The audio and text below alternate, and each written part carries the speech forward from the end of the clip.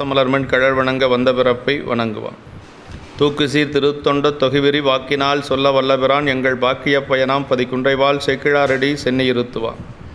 எல்லாம் வல்ல எம்பெருமான் அருள் தரும் பன்னார்மொழி எம்முடரமர் திருநாவுடையாருடைய திருவடிகளை வணங்கி, எம்பெருமான் அருள் தரும் நீல் நெடுங்கனியுடனமர் அண்டமுழுதுடையாருடைய திருவடி தாமர்களை மனமொழி மெய்களாலை வணங்கி, எம்பெருமக்கள் நாயன்மாருடைய பொன்னார் திருவடி தாமர்களை முக்கரணங்களாலே வணங்கி, உரையாசிரியர் சிவகவுனியாவுடைய திருவடிகளை மனமொழி மெய்களாலை வணங்கி, அடியனுடைய ஞானாசிரிய பெருந்தகையாருடைய திருவடிகளை எல்லாம் மனமொழி மெய்களாலை வணங்கி, எழுந்தறியிருக்கக்கூடிய அடியார் பெருமக்களுடைய திருவடிகளெல்லாம் மனமொழி மெய்களாலை வணங்கி அமைகின்றேன்.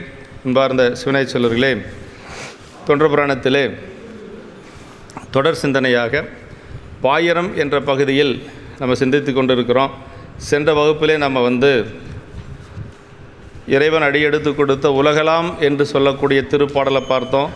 உலகலாம் உணர்ந்து ஓதற்கரியவன் நிலவுலாவிய நிர்மலி வேணியன் அலகில் சோதியன் அம்பலத்து ஆடுவான் மலர் சிலம்படி வாழ்த்தி வணங்குவாம் என்று சொல்லக்கூடிய திருப்பாடலுக்கு நம்முடைய பெருமானுடைய அந்த திருவாக்காக மலர்ந்த உலகலாம் என்ற ஒரு சொல்லுக்கு பொருளும், அதே மாதிரி இறைவனுடைய நிலை என்ன என்று சொல்லி அவனுடைய பெருமானுடைய சொரூபலக்கணம் என்று சொல்லக்கூடிய தன்னியல்பு, அதே மாதிரி ஆன்மாக்களுக்கு அருள் செய்வதற்காக இறைவன் கொண்ட கோலமாக இருக்கக்கூடிய தடத்த இலக்கணம் என்று சொல்லக்கூடியது, இதையெல்லாம் நாம் சிந்தித்து அதற்கு பிறகு அப்படிப்பட்ட பெருமான் சோதி வடிவாக இருக்கிறான் என்று சொல்லியெல்லாம் நம்ம சென்ற வகுப்பில் சிந்தித்து, இறைவன் 3 திருமேனிகள் கொண்டு பெருமான் ஆன்மாக்களுக்கு அருள் செய்வதற்காக அருவுருவம் உருவம் என்று சொல்லக்கூடிய 3 திருமேனை தாங்கி அருள் செய்கிறார் என்ற பாங்கினை பற்றியெல்லாம் சிந்தித்தோம். அதாவது பெருமான் நமக்கு அருவம் என்று சொல்லுவது ஒன்றுமில்லாமல் இருக்கக்கூடியது. அது ஞானிகளுக்கு மட்டும்தான் தெரியும்.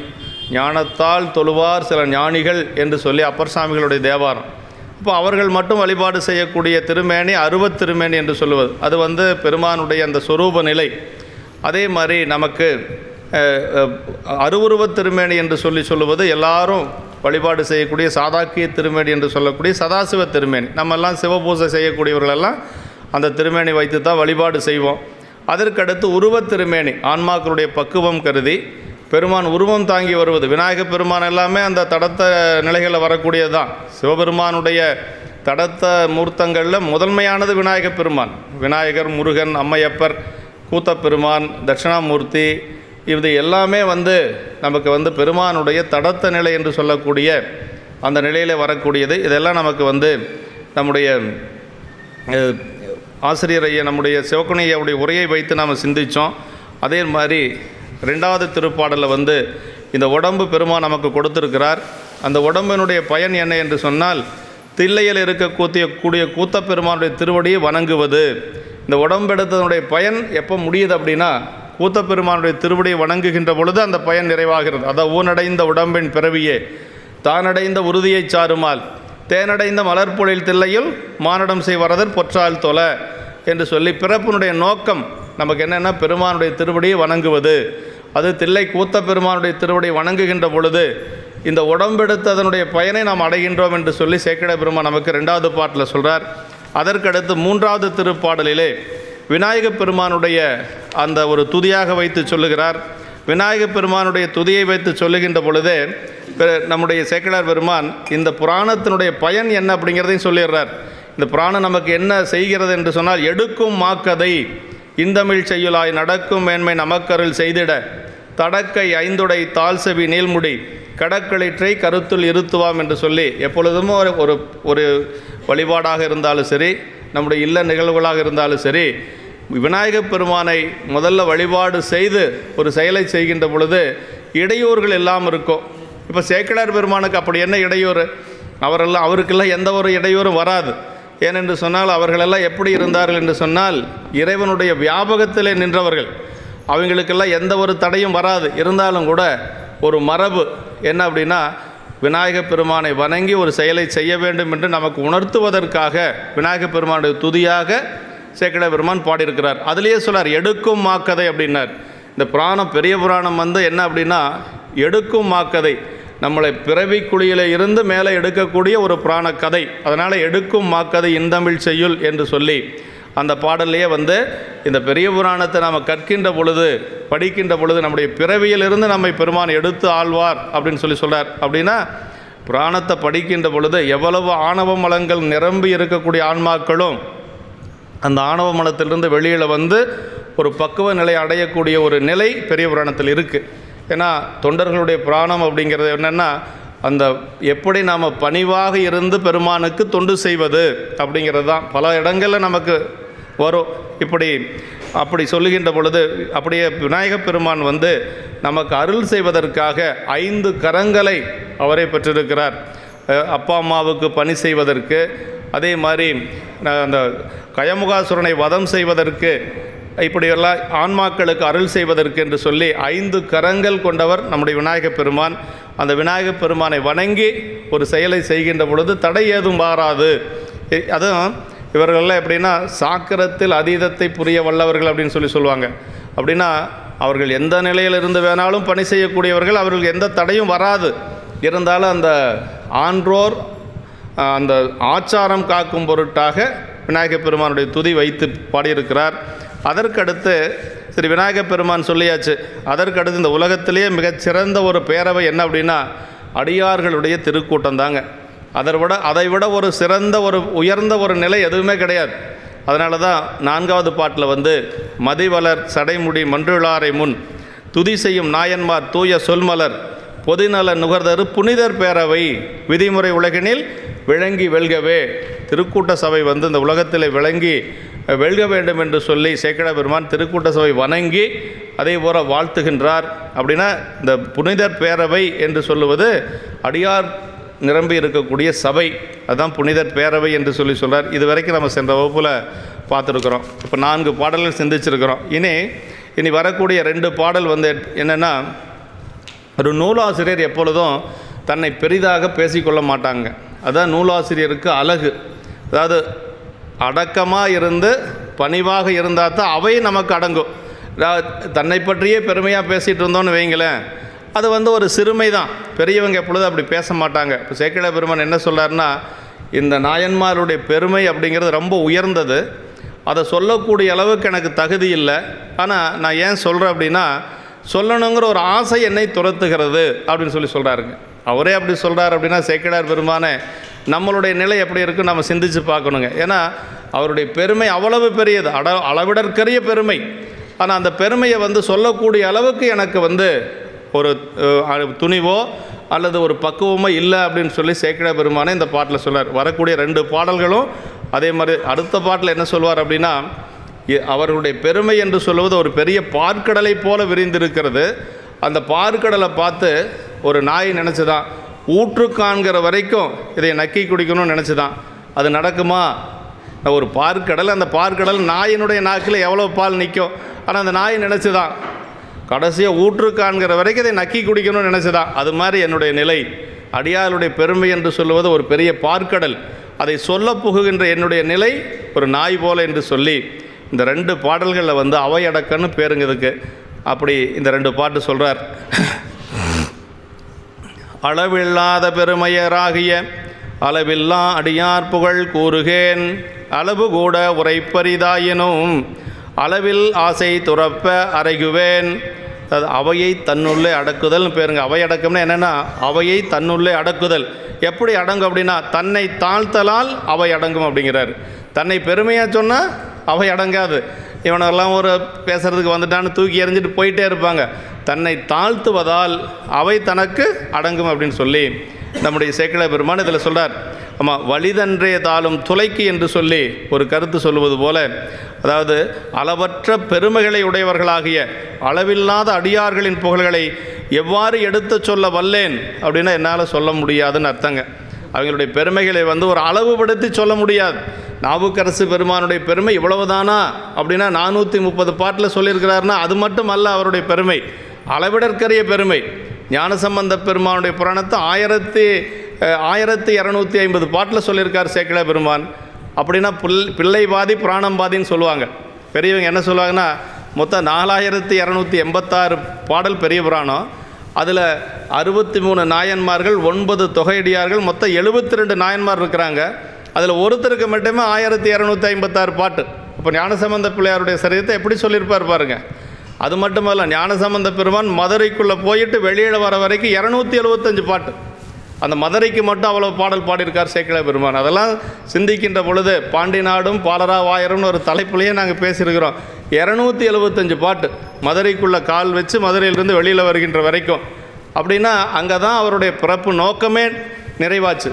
சமண இருள் சூழ்ந்திருந்த அந்த காலகட்டத்தில் 7ஆம் நூற்றாண்டில் இப்படியெல்லாம் உட்காந்து நம்ம பேசிகிட்டு இருக்க முடியாது. ஏன்னா எங்கே பார்த்தாலும் சமண மன்னர்கள், அவங்களுடைய ஆட்சி, சைவத்துக்கு ரொம்ப இருட்டடிப்பு வந்த காலம். இந்த மாதிரியெல்லாம் ஒரு கோயில் கட்டி குடமுழுக்கெல்லாம் செய்ய முடியாது அந்த காலத்தில். ஆனால் அப்படி இருந்த காலகட்டத்தில் ஞானசம்பந்த பெருமான் நாவுக்கரசரும் அந்த வேலையை செஞ்சாங்க. அது நிகழ்ந்தது எங்கேன்னா மதுரையம்பதியில். அதனால் அந்த மதுரையம்பதிக்கு மட்டுமே அந்த ஒரு ஆலயத்துக்கு ஒரு யாத்திரைக்கு அவ்வளவு பாடல் கொடுத்துருக்கார் சேக்கிழார் பெருமான். இப்படியெல்லாம் நம்ம அவ்வளவு பெருமையுடையவர்கள். அது இதோடு முடிஞ்சுதா அப்படின்னா அப்படியெல்லாம் இல்லை அப்படின்னு சொல்கிறார். அப்படின்னா அப்படி அளவு கூட உரைப்பரிதாயினும் என்று சொல்லி அவற்றை அளவு கூறும்படி சொல்லுதல் அரிது இருந்த போதிலும், இருந்தாலும் நான் ஏன் சொல்கிறேன் அப்படின்னா அதுக்கு சொல்கிறார் பாருங்கள். என்னுடைய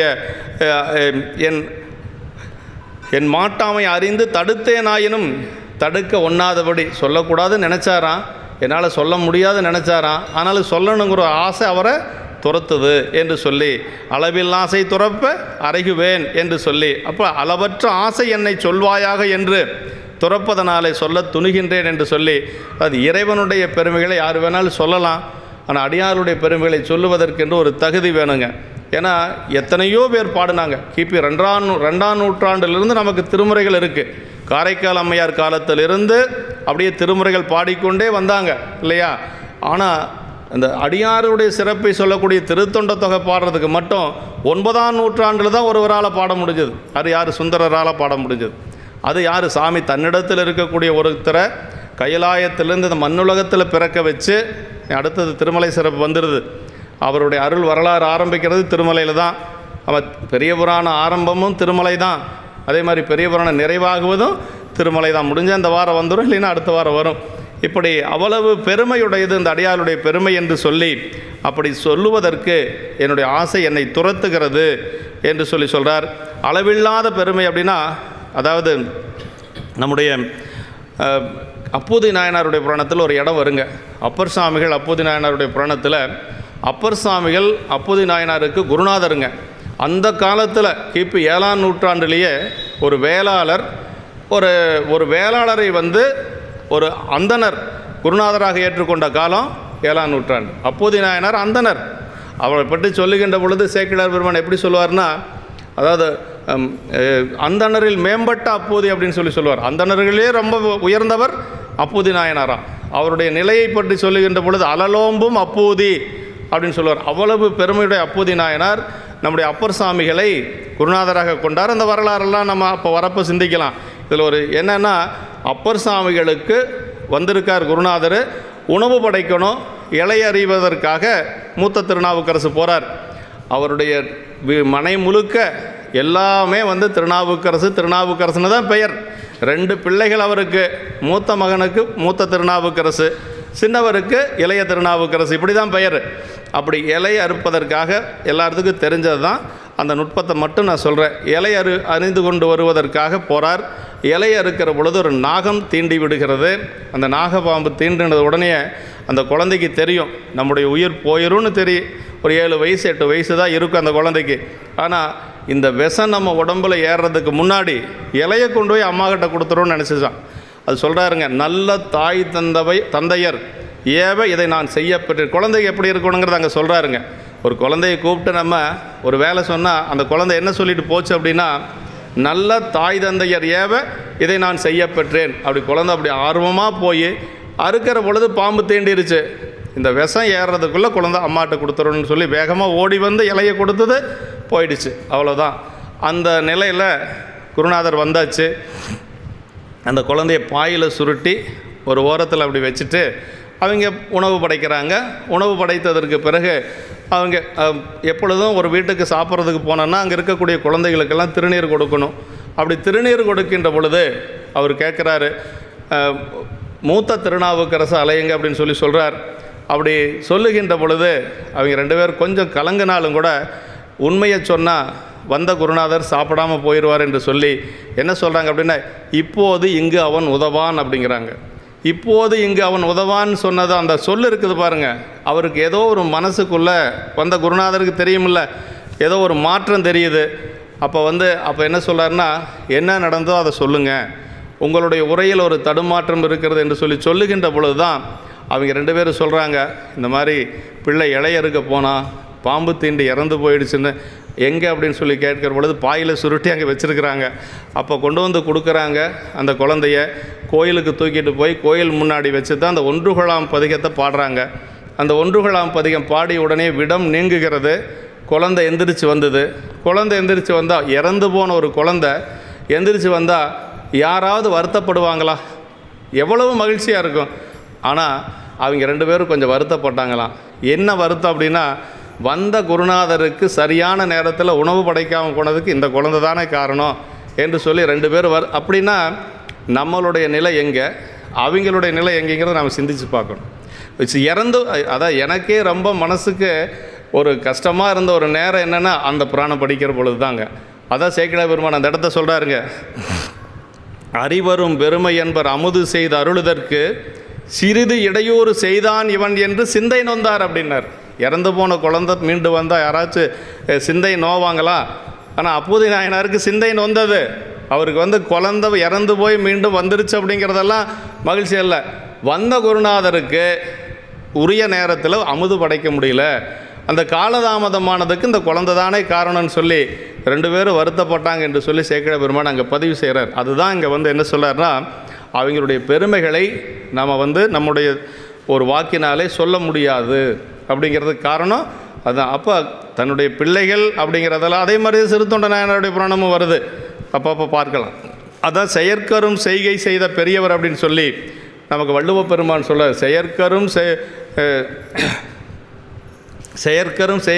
செயற்கரிய செய்வர் பெரியர், சிறியர் செயற்கரிய செய்கலாதார். ஒன்றும் இல்லை, நம்ம வீட்டில் சாப்பாட்டுக்கு இருக்குது, அரிசி இருக்குது, பருப்பு இருக்குது, எல்லாம் இருக்குது. ஆனால் வந்த அடியாருக்கு நம்ம சோறு போட்டுருவோமா அவ்வளோ சீக்கிரம்? கொஞ்சம் முன்னாடியே சொல்லியிருந்தால் சேர்த்தி வச்சுருக்கலாங்களே அப்படின்னு தான் சொல்லுவோமா ஒழிய, எப்படியாவது உட்காருங்க பார்த்துக்கலான்னு சொல்லி செய்ய முடியாது. நம்மளால் செய்யக்கூடிய செயலை கூட நம்மளால் செய்ய முடியாதுங்க. ஆனால் செய்ய முடியாத ஒரு செயலை செய்து காட்டியவர்கள் நம்முடைய நாயன்மார்கள். அதான் நமக்கு அவங்களுக்கு இருக்கக்கூடிய வேறுபாடு. அதான் அளவில் ஆசை துறப்ப அறைகுவேன் என்று சொல்லி இந்த பாட்டில் சொல்லார். அடுத்த திருப்பாட்டு அதுவும் அப்போது நாயனார், அது ஒன்று. அதே மாதிரி இயல்பகை நாயனாருடைய புராணமெல்லாம் அதெல்லாம் படித்து நம்ம தெளிவாகிறதுக்கு பெருமாள் நமக்கு நல்ல அறிவை கொடுக்கணுங்க, இல்லைன்னா முடியாது.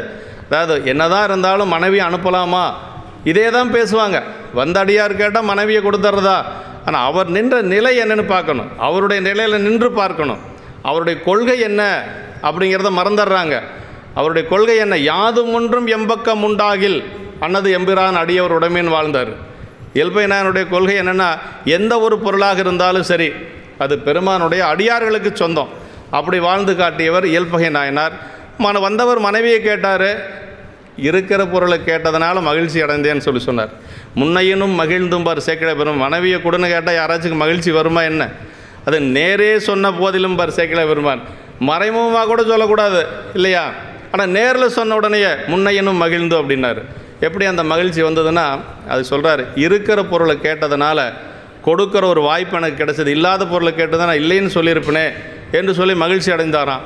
அதுதான் சாமியே அப்படி மனைவியை அழைத்து கொண்டு செல்லுகின்ற பொழுது எல்லா சுற்றத்தார்களும் வளைக்கிறாங்க, எல்லாத்தையும் வெட்டி வீழ்த்திட்டு போகிறார். அந்த சாயக்காடு பூம்புகாருக்கு பக்கத்தால் தான் அது நடந்தது. சாயக்காட்டினுடைய கடைசியில் கொண்டு போய் விட்டுட்டு திரும்பி வருகின்ற பொழுது சாமியே ஓலமிட்ட ஒரு இடம் அந்த இடம் தானுங்க. சாமியே செயற்கரும் செய்கை செய்த திறனே ஓலம் என்றான் அப்படின்னு ஓலம் ஓலம்னு சொல்லி 6 முறை ஓலமிட்டார் சிவபெருமானே இவர் செய்கையை பார்த்து. அதாவது பொய்தரும் உள்ளம்பில்லான் பார்க்கிலன் போனான் என்று மெய்தரு சிந்தையாரை மீளவும் அலைக்கலுற்றான் அப்படின்னார். அப்படியே கொண்டு போய் விட்டுட்டு நம்மளோட இத்தனை ஆண்டுகள் இருந்த ஒரு மனைவி போகிறாங்க அப்படிங்கிறது திரும்பி பார்க்காத வந்தாராம். அதுதான் பெரிய சிறப்புங்க. ஊரெல்லாம் வரைக்கும் கொண்டு போய் விட்டுட்டு திரும்பி பார்க்காத, அதான் பொய்தரும் உள்ளம் இல்லான் பார்க்கிலன் போனான் என்று மெய்தரு சிந்தையாரை மீளவும் அலைக்கலுற்றான் அப்படின்னார். அதுதான் நமக்கு அவங்களுக்கு இருக்கக்கூடிய வேறுபாடு. எந்த நேரத்துலையும் நம்ம நாயன்மார் மாதிரி நான் பணி செய்கிறேன் அப்படின்னெல்லாம் சொல்லக்கூடாது. அவங்க திருவடியை வணங்கிக்கணும், அவங்க தொண்டை பார்த்து நம்ம வணங்கிக்கணும். அதனால் அவங்களுக்கு என்ன நம்ம நன்றி செய்கிறோன்னா அவங்க பெருமைகளை நாம் எல்லாத்துட்டையும் சொல்லணும். வேறு ஒன்றும் கிடையாதுங்க. நம்ம செய்யக்கூடியது என்ன ஒன்று அந்த தொண்டை நாம் அப்படியே செய்ய முடியும்னாலாம் செய்யவே முடியாது. அந்த பெருமைகளை நம்ம நினைத்து பார்த்து நம்ம கொஞ்சம் மனசில் அப்படி அந்த திருவடியை வச்சுக்கணுங்கிறது தான். அதுதான் இந்த பாட்டில் என்ன சொல்கிறார் அப்படின்னா, தெரிவரும் பெருமை திருத்தொண்டர்தம் பொறுவரும் சீர் புகழலுற்றேன் முற்ற பெருகுதன்கடல் ஊற்றோன் பெருநசை ஒரு சுனங்கனை ஒக்கும் தகைமையேன். சுனங்கன்னா நாய், வேற ஒன்றும் இல்லை. சுனங்கன்னா நாய்ங்க. அப்படின்னா தெரிவரும் பெருமை, அதாவது பெருத்த அமிர்தமாகிய பார்க்கடலை ஊற்றுக்கான உண்ண வேண்டும் என்கின்ற ஒரு பேராசை கொண்டது ஒரு நாயினை போல்கின்ற தன்மையுடைய ஞான் அப்படின்னா. பெரிய பார்க்கடல், அந்த பார்க்கடலை பார்த்து ஒரு நாய் நினச்சிதான் இதை பூரா நான் நக்கியே குடிக்கணும்னு நினச்சிதான் அது நடக்க போகிறதா அப்படின்னா, அப்படி சொல்லக்கூடிய அடியாருடைய பெருமைகளை சொல்லக்கூடிய என்னுடைய நிலை அப்படி இருக்குது என்று சொல்லி சேக்கிழார் பெருமான் இந்த பாட்டில் சொல்கிறார். அதில் அரிதற்கரிய பெருமை வாய்ந்த திரு தொண்டர்களுடைய ஒப்பற்ற சீர்களை எடுத்து சொல்ல முற்படுகின்றேன், அவங்களுடைய பெருமைகளை நான் சொல்ல முற்படுகின்றேன் என்று சொல்லி கொஞ்சம் அடக்கமாக இதில் சொல்கிறாங்க. அதாவது இதில் இன்னொரு இடத்துல எரிபத்த நாயனாருடைய புராணத்தில் வருங்க. எரிபத்த நாயனாருடைய புராணத்தில் கடைசியாக சரித நிறைவில் பட்டத்து யானையை அவர் சிவகாமி ஆண்டாருடைய மலரை பறித்து யானை சிந்தி விடுகிறது. அவர் திருப்பள்ளி தாமத்துக்கு மலர் கொண்டு வரார். மலரை பறித்து சிந்தியதனால அவர் சிவதா சிவதா சிவதா வயசானவர், அவர் அப்படியே ஓடிட்டு அந்த யானையை துரத்திக்கிட்டே ஓடுவார். அப்போ தான் எரிபத்தர் எதிர்த்த மாதிரி வர்றார். என்னன்னு கேட்கிறார். இந்த மாதிரி சாமிக்கு கொண்டு வந்த மலரை கீழே பறித்து போட்டுச்சுன்னு சொல்லுகின்ற பொழுது அந்த யானை எப்படி பிழைத்திருன்னு பார்க்குறேன் என்று சொல்லி மலுவோடு செல்லுகிறார். வேகமாக அந்த யானை பின்னாடியே ஓடுறார். ஓடி சென்று பட்டத்து யானையை வெட்டி வீழ்த்துகிறார். அதை காவலுக்கு நின்ற குத்துக்கால் பாகர்கள் என்று சொல்லக்கூடிய 4 பேரையும் வெட்டி வீழ்த்துகிறார். அதற்கு பிறகு அரசனுக்கு செய்தி போகிறது, பட்டத்து யானையை வெட்டிட்டாங்கன்னா என்ன அர்த்தம்னா அரசனையே வீழ்த்தின மாதிரி தான். ஆனால் சொன்னவங்க அப்படி சொல்கிறாங்க. வேறு நாட்டுக்காரர்கள் உங்கள் எதிரிகள் பட்டத்து யானையை வெட்டிட்டாங்கன்னு சொல்லுகின்ற பொழுது அரசன் வேகமாக வர்றார். அப்படி எப்படி வர்றாருன்னா குதிரையில் வர்றார். குதிரையில் வந்தவர் அப்படி பார்க்குறாரு, பட்டத்து யானை இறந்து கிடக்குது. அதே மாதிரி குத்துக்கால் பாகர்கள் எல்லாம் அங்கே நிற்கிறாங்க. எல்லாத்தையும் பார்க்குறாரு. பார்த்த உடனே அவர் நினச்சாரா, பக்கத்தால் மலுவோட எரிபத்த நாயனார் நிற்கிறார். கையில் மலு இருக்குது, நெற்றியில் திருநீர் இருக்குது, கழுத்தில் உருத்திராட்சம் போட்டிருக்கிறாரு. ஒரு அடியார்னு தெரிஞ்சிட்டாரு. அந்த இடத்துல சேக்கிழார் பெருமான் சொல்கிறாருங்க, குளையணி காதினானுக்கு அன்பராம் குணத்தின் மிக்கார் பிழைபடி நன்றி கொள்ளார். அப்போவே முடிவு பண்ணிட்டார், யாரையும் கேட்கல. தப்பு அவர் மேலே இருக்காது, நம்ம சைடு தான் தப்பு இருக்கும் என்று சொல்லி அப்போவே முடிவு பண்ணிட்டார். கீழே இறங்கி குதிரையிலிருந்து இறங்கி தன்னுடைய யானை இறந்து கிடக்குதுங்கிறதெல்லாம் பார்க்கல. அவர் அடியாராக இருக்கிறார். அப்படி வணங்கி நின்னாராம். வணங்கி நிற்கின்ற பொழுது எரிபத்தர் நடந்ததெல்லாம் சொல்கிறார். சொன்னதுக்கு பிறகு இவர் சொல்கிறார், இந்த யானை செஞ்ச அபராதத்துக்கு இது போதாது, என்னையும் சேர்த்து நீங்கள் கொல்லணும்னு சொல்லி அந்த உடைவாளை எடுத்து எரிபத்தர்கிட்ட கொடுக்குறார். அவர் என்ன நினைக்கிறார்னா, இப்படிப்பட்ட ஒரு அரசனுக்கு நாம் தீங்கு செஞ்சிட்டோமே, இப்படிப்பட்ட அரசனுடைய பட்டத்து யானையை நாம் கொன்னுட்டோமே என்று சொல்லி அவர் என்ன நினைக்கிறார்னா, அந்த உடைவாளை வாங்கி தன்னுடைய உயரை போக்குறதுக்காக தன்னுடைய கழுத்தில் வைக்கிறார். அதை அவர் கையில் பிடிக்கிறார். இதெல்லாம் நடக்குது. இதெல்லாம் நடந்ததுக்கு பிறகு சாமி மேலிருந்து ஒரு அசரீரியாக சொல்கிறாரு, உங்களுடைய அன்பை எல்லாரும் தெரிஞ்சுக்கணுங்கிறதுக்காக நீங்கள் என் மேல் வைத்திருக்கக்கூடிய அன்பினுடைய அளவிலா பரிவால் இடுக்கனை அகற்ற வேண்டி என்று சொல்லுவார். அளவில்லாத அன்பு இருந்தாலும் துன்பம் வரும் அப்படின்னு சொல்லுவார். அதனால் இப்படி செஞ்சோம் என்று சொல்லி இறைவனே சொல்லுகின்ற பொழுது 2 பேரும் அன்பு பாராட்டி கொள்ளுகிறார்கள். அந்த இடத்துல சேக்கிழார் பெருமான் என்ன சொல்கிறார் அப்படின்னா, அதாவது எரிபத்த நாயனாருடைய ஆளுடை தொண்டர் செய்த ஆண்மையும் தன்னை கொள்ள வாளினை கொடுத்து நின்ற வளவனார் பெருமைதானும் நாளும் மற்றவர்க்கு நல்கும் நம்பர்தாம் அலக்கில் அன்றி நீளும் இத்தொண்டின் நீர்மை யாரறிந்து அளக்க வல்லார் என்று சொல்கிறாருங்க.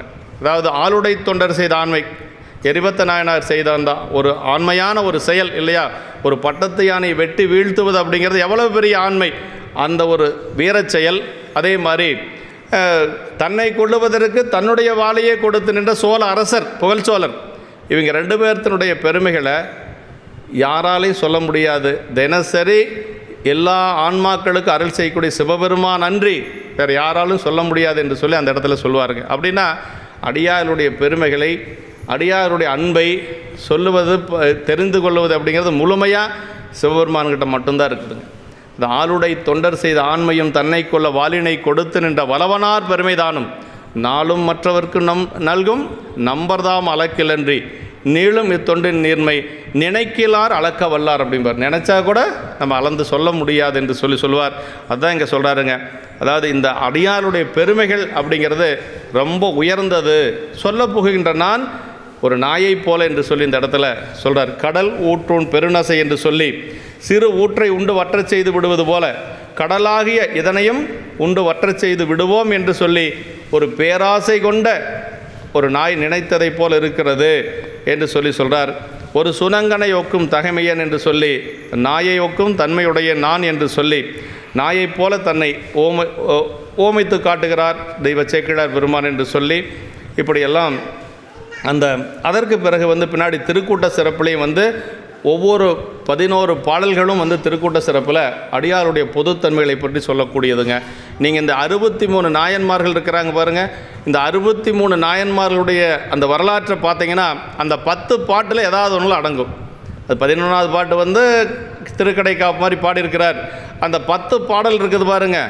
பூதநாயகர் புற்றிடம் கொண்டவர்கள் ஆரம்பித்து கடைசியாக நமக்கு அந்த 10வது பாட்டு வரைக்கும் கேடும் ஆக்கமும் கெட்ட திருவினார் ஆரம் கண்டிகை ஆடையும் கந்தையே இந்த ஏதாவது ஒரு பாட்டில் அடங்கும். ஆமாம், வேண்டுமாறு விருப்புறும் வேடத்தை தாண்டவ பெருமான் தனித்தொண்டை, இப்படி இந்த 63 நாயன்மார்களுடைய ஒரு தொண்டு அந்த 10 பாட்டுக்குள்ளே ஏதாவது ஒரு பாட்டில் நிறுத்தி காட்டலாம். ஆமாம், இப்போ இந்த எரிபத்த நாயனார் சொன்ன பாருங்கள், அது எதில் வருதுன்னா வீரம் என்னால் விளம்பும் தகையதோன்னு வருது பாருங்கள். ஆரம் கண்டிகை ஆடையும் கந்தையே பாரம் ஈசன் பணியலது ஒன்றிலார் ஈரான்பினர் யாதும் குறைவலார் வீரம் என்னால் விளம்பும் தகையதோன்னு சொல்லக்கூடிய அந்த திருக்கூட்ட சிறப்பில் அந்த பாட்டு அந்த நாயனாருடைய சரிதம் அடங்கும். இப்படி ஒவ்வொன்றுக்குள்ளே அடங்கும் என்று சொல்கிறாருங்க. தெரிவரும் பெருமை அப்படின்னார். ஆமாம், அடியாருடைய பெருமைகள் அவ்வளவு பெருசு என்று சொல்லி.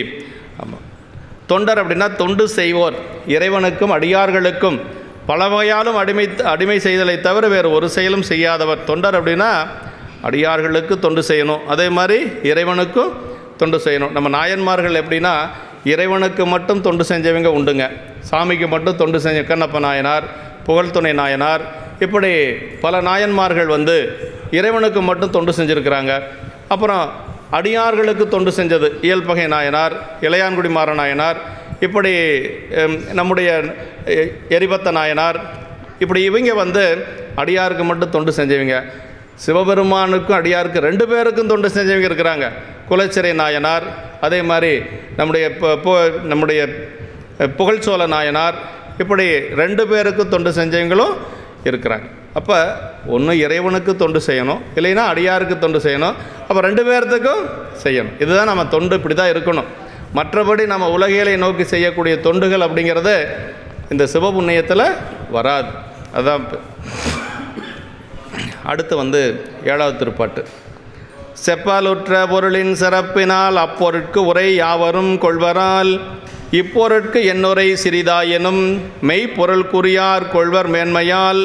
அது என்ன சொல்கிறார் அந்த பாட்டில்? சொல்லால் பெறப்படும் பொருள் சிறந்ததனால் அதனை சொல்லும் சொல் சிறந்ததல்லாவிட்டாலும் அது பற்றி இகழாது பொருளின் சிறப்பை அதை என்ன சொல்கிறார்னா, என்னுடைய சொல் ரொம்ப எளிமையாக ஒரு சிறிய சொல்லாக தான் இருக்கு, ஒரு பெரிய அளவில் நான் ஒன்றும் சொல்ல முடியாது. ஆனால் சொல்லக்கூடிய பொருள் பெருசு. என்ன பொருள் அப்படின்னா அடியார்களுடைய பெருமை. அதனால் அந்த பொருளுடைய அந்த சிறப்பை நோக்கி சொல்லக்கூடிய என்னுடைய சிறுமையை யாரும் மனசில் வச்சுக்காமல் பெரியவங்க என்ன செய்வாங்க, அதை ஏற்றுக்கொள்ளுவார்கள். பாருங்க, சேக்கிழ பெருமான அப்படி சொல்கிறாருங்க. சொல்லக்கூடிய பொருள் பெரிது, சொல்லக்கூடிய நான் சிறியவன், அதனால் பெரியவங்க என்னுடைய சொல்லை இகழாது ஏற்றுக்கொள்வார்கள் அப்படின்னு சொல்லி இதில் சொல்கிறாருங்க. அதாவது அப்பொருளை சொல்லும் சொல்லை யாவரும் கைக்கொள்வர், அது பற்றியே இதனுள்ளே குறித்த அடியார்களது வரலாறும் பண்புமாகிய பெரும் பொருளுக்கு எனது சொல் சிறிதே ஆயினும் உண்மை பொருளையே உணரும் உரிமையுடன் பெரியோர் இதனை அந்த மேன்மை பற்றி கைக்கொள்வர் என்று சொல்லி, அதாவது தன்னுடைய ஒரு நிலையில் இருந்து அவர் என்ன சொல்கிறார்னா, அதையெல்லாம் சொல்லக்கூடிய அளவுக்கு எனக்கு பெருமை கிடையாது, அந்த அளவுக்கு என்னுடைய சொல் சிறந்தது இல்லை, இருந்தாலும் அந்த பொருள் பற்றி நான் சொல்லுவதை பெரியவர்கள் ஏற்றுக்கொள்வார்கள் என்று சொல்கிறாருங்க. செப்பாலுற்ற பொருள், ஒருவன் சொல்ல புகுந்த பொருள் என்று சொல்லி சொல்லாருங்க. மெய்ப்பொருட்குரியார் உண்மை காணும் விருப்புடைய பெரியோர்கள், பிறர் மெய்ப்பொருள் கருதுவோர் என்று சொல்லி கொல்லாவிடனும் இவர் கொள்வர் என்க என்று சொல்லி சொல்கிறாருங்க. அதாவது சிவஞான போதத்தில் மெய்கண்டார் இப்படி தான் சொல்கிறார். சிவஞான போதத்தில் அவையடக்கத்தில் என்ன சொல்கிறார்னா, தம்மை உணர்ந்து தமையுடைய தன்னுணர்வார் எம்மை உடைமை எமை இகழார் தம்மை உணரார் உடங் இயைந்து தம்மில் புணராமை கேளாம் புறன் என்று சொல்லி தம்மை உணர்ந்து தமையுடையார் தன் உணர்வார் அப்படின்னார். பெரியவர்கள் தன்னை உணர்ந்து இறைவனை உணர்ந்த பெரியவர்கள் எப்படின்னா எம்மை உடைமை எமை இகழார். அவங்க எப்படி இருப்பாங்க அப்படின்னா, பெரியவர்கள் எப்பொழுதும் ஒரு என்னை போன்றவர்கள் ஏதாவது சொன்னாலும் கூட அதில் குறை இருந்தாலும் கூட அதை இகழமாட்டார்கள் என்று சொல்கிறார். அது மாதிரி எம்மை இகழார் என்று சொல்லுவது போல இங்கு பெரியோர்கள் இதை இப்போ கருணையோடு ஏற்றுக்கொள்ளுவார்கள் என்று சொல்கிறாருங்க. இப்பொருட்கு அப்படின்னா இந்த புராணத்தில் போந்த பொருளுக்கு என்று சொல்கிறார். இந்த புராணத்தில் வந்த பொருள் என்ன? அடியார்களுடைய பெருமை அப்படிங்கிறது தான் பொருள். எங்கே பார்த்தாலும் நமக்கு அதாவது ஏனைய 11 திருமுறைகள் இறைவனுடைய பெருமைகளை சொல்லக்கூடியது. ஆனால் 12ஆம் திருமுறை அடியார்களுடைய பெருமைகளை சொல்லக்கூடியது. அப்போ இதில் இறைவனுடைய பெருமை இல்லையானா இறைவனுடைய பெருமையும் இருக்குது, அடியாருடைய பெருமைகளும் இருக்குது. அதான் சிவமே மணக்கும் செய்யுள் எல்லாம் அப்படின்னு சொல்லி மகாவித்வான் மீனாட்சி சுந்தரம் பிள்ளை பெரிய புராணத்தை சொல்கிறாருங்க. ஒவ்வொரு செய்யுளும் அதில் என்ன இருக்குது? சிவம் இருக்குது அப்படின்னு சொல்கிறாங்க. சிவமே மணக்கும் செய்யுள் எல்லாம் என்று சொல்லுவாங்க. அப்படி இப்பொருட்கு அப்படின்னா இந்த புராணத்தில் போந்த பொருளுக்கு என்று வள்ளுவ பெருமான் சொல்வார், எப்பொருள் யார் யார் வாய் கேட்பினும் அப்பொருள் மெய்ப்பொருள் காண்பது அறிவு அப்படின்னார். மெய்ப்பொருள் அப்படின்னா இறைவனை பற்றிய அறிவுங்க, அதான் ரொம்ப முக்கியங்க. அடுத்த திருப்பாட்டு, மேய இவ்வுரை கொண்டு விரும்புமாம் சேயவன் திரு பேரம்பலம் செய்ய தூய பொன்னணி சோழனி டூலிபார் ஆயசீர் அனபாயன் அரசவை. இந்த பிராணம் பாடுவதற்கு பெரும் காரணமாக இருந்த அனபாய சக்கரவர்த்தி இல்லைங்களா? அனபாய சக்கரவர்த்தி மட்டும் அவர் அனுமதி கொடுக்கல அப்படின்னா பெரிய புராணம் நமக்கு வந்திருக்காது. ஏன்னா அனபாய சக்கரவர்த்தியினுடைய அரசவையில் ஒரு முதலமைச்சராக இருந்தவர் தான் சேக்கிழார் பெருமான்.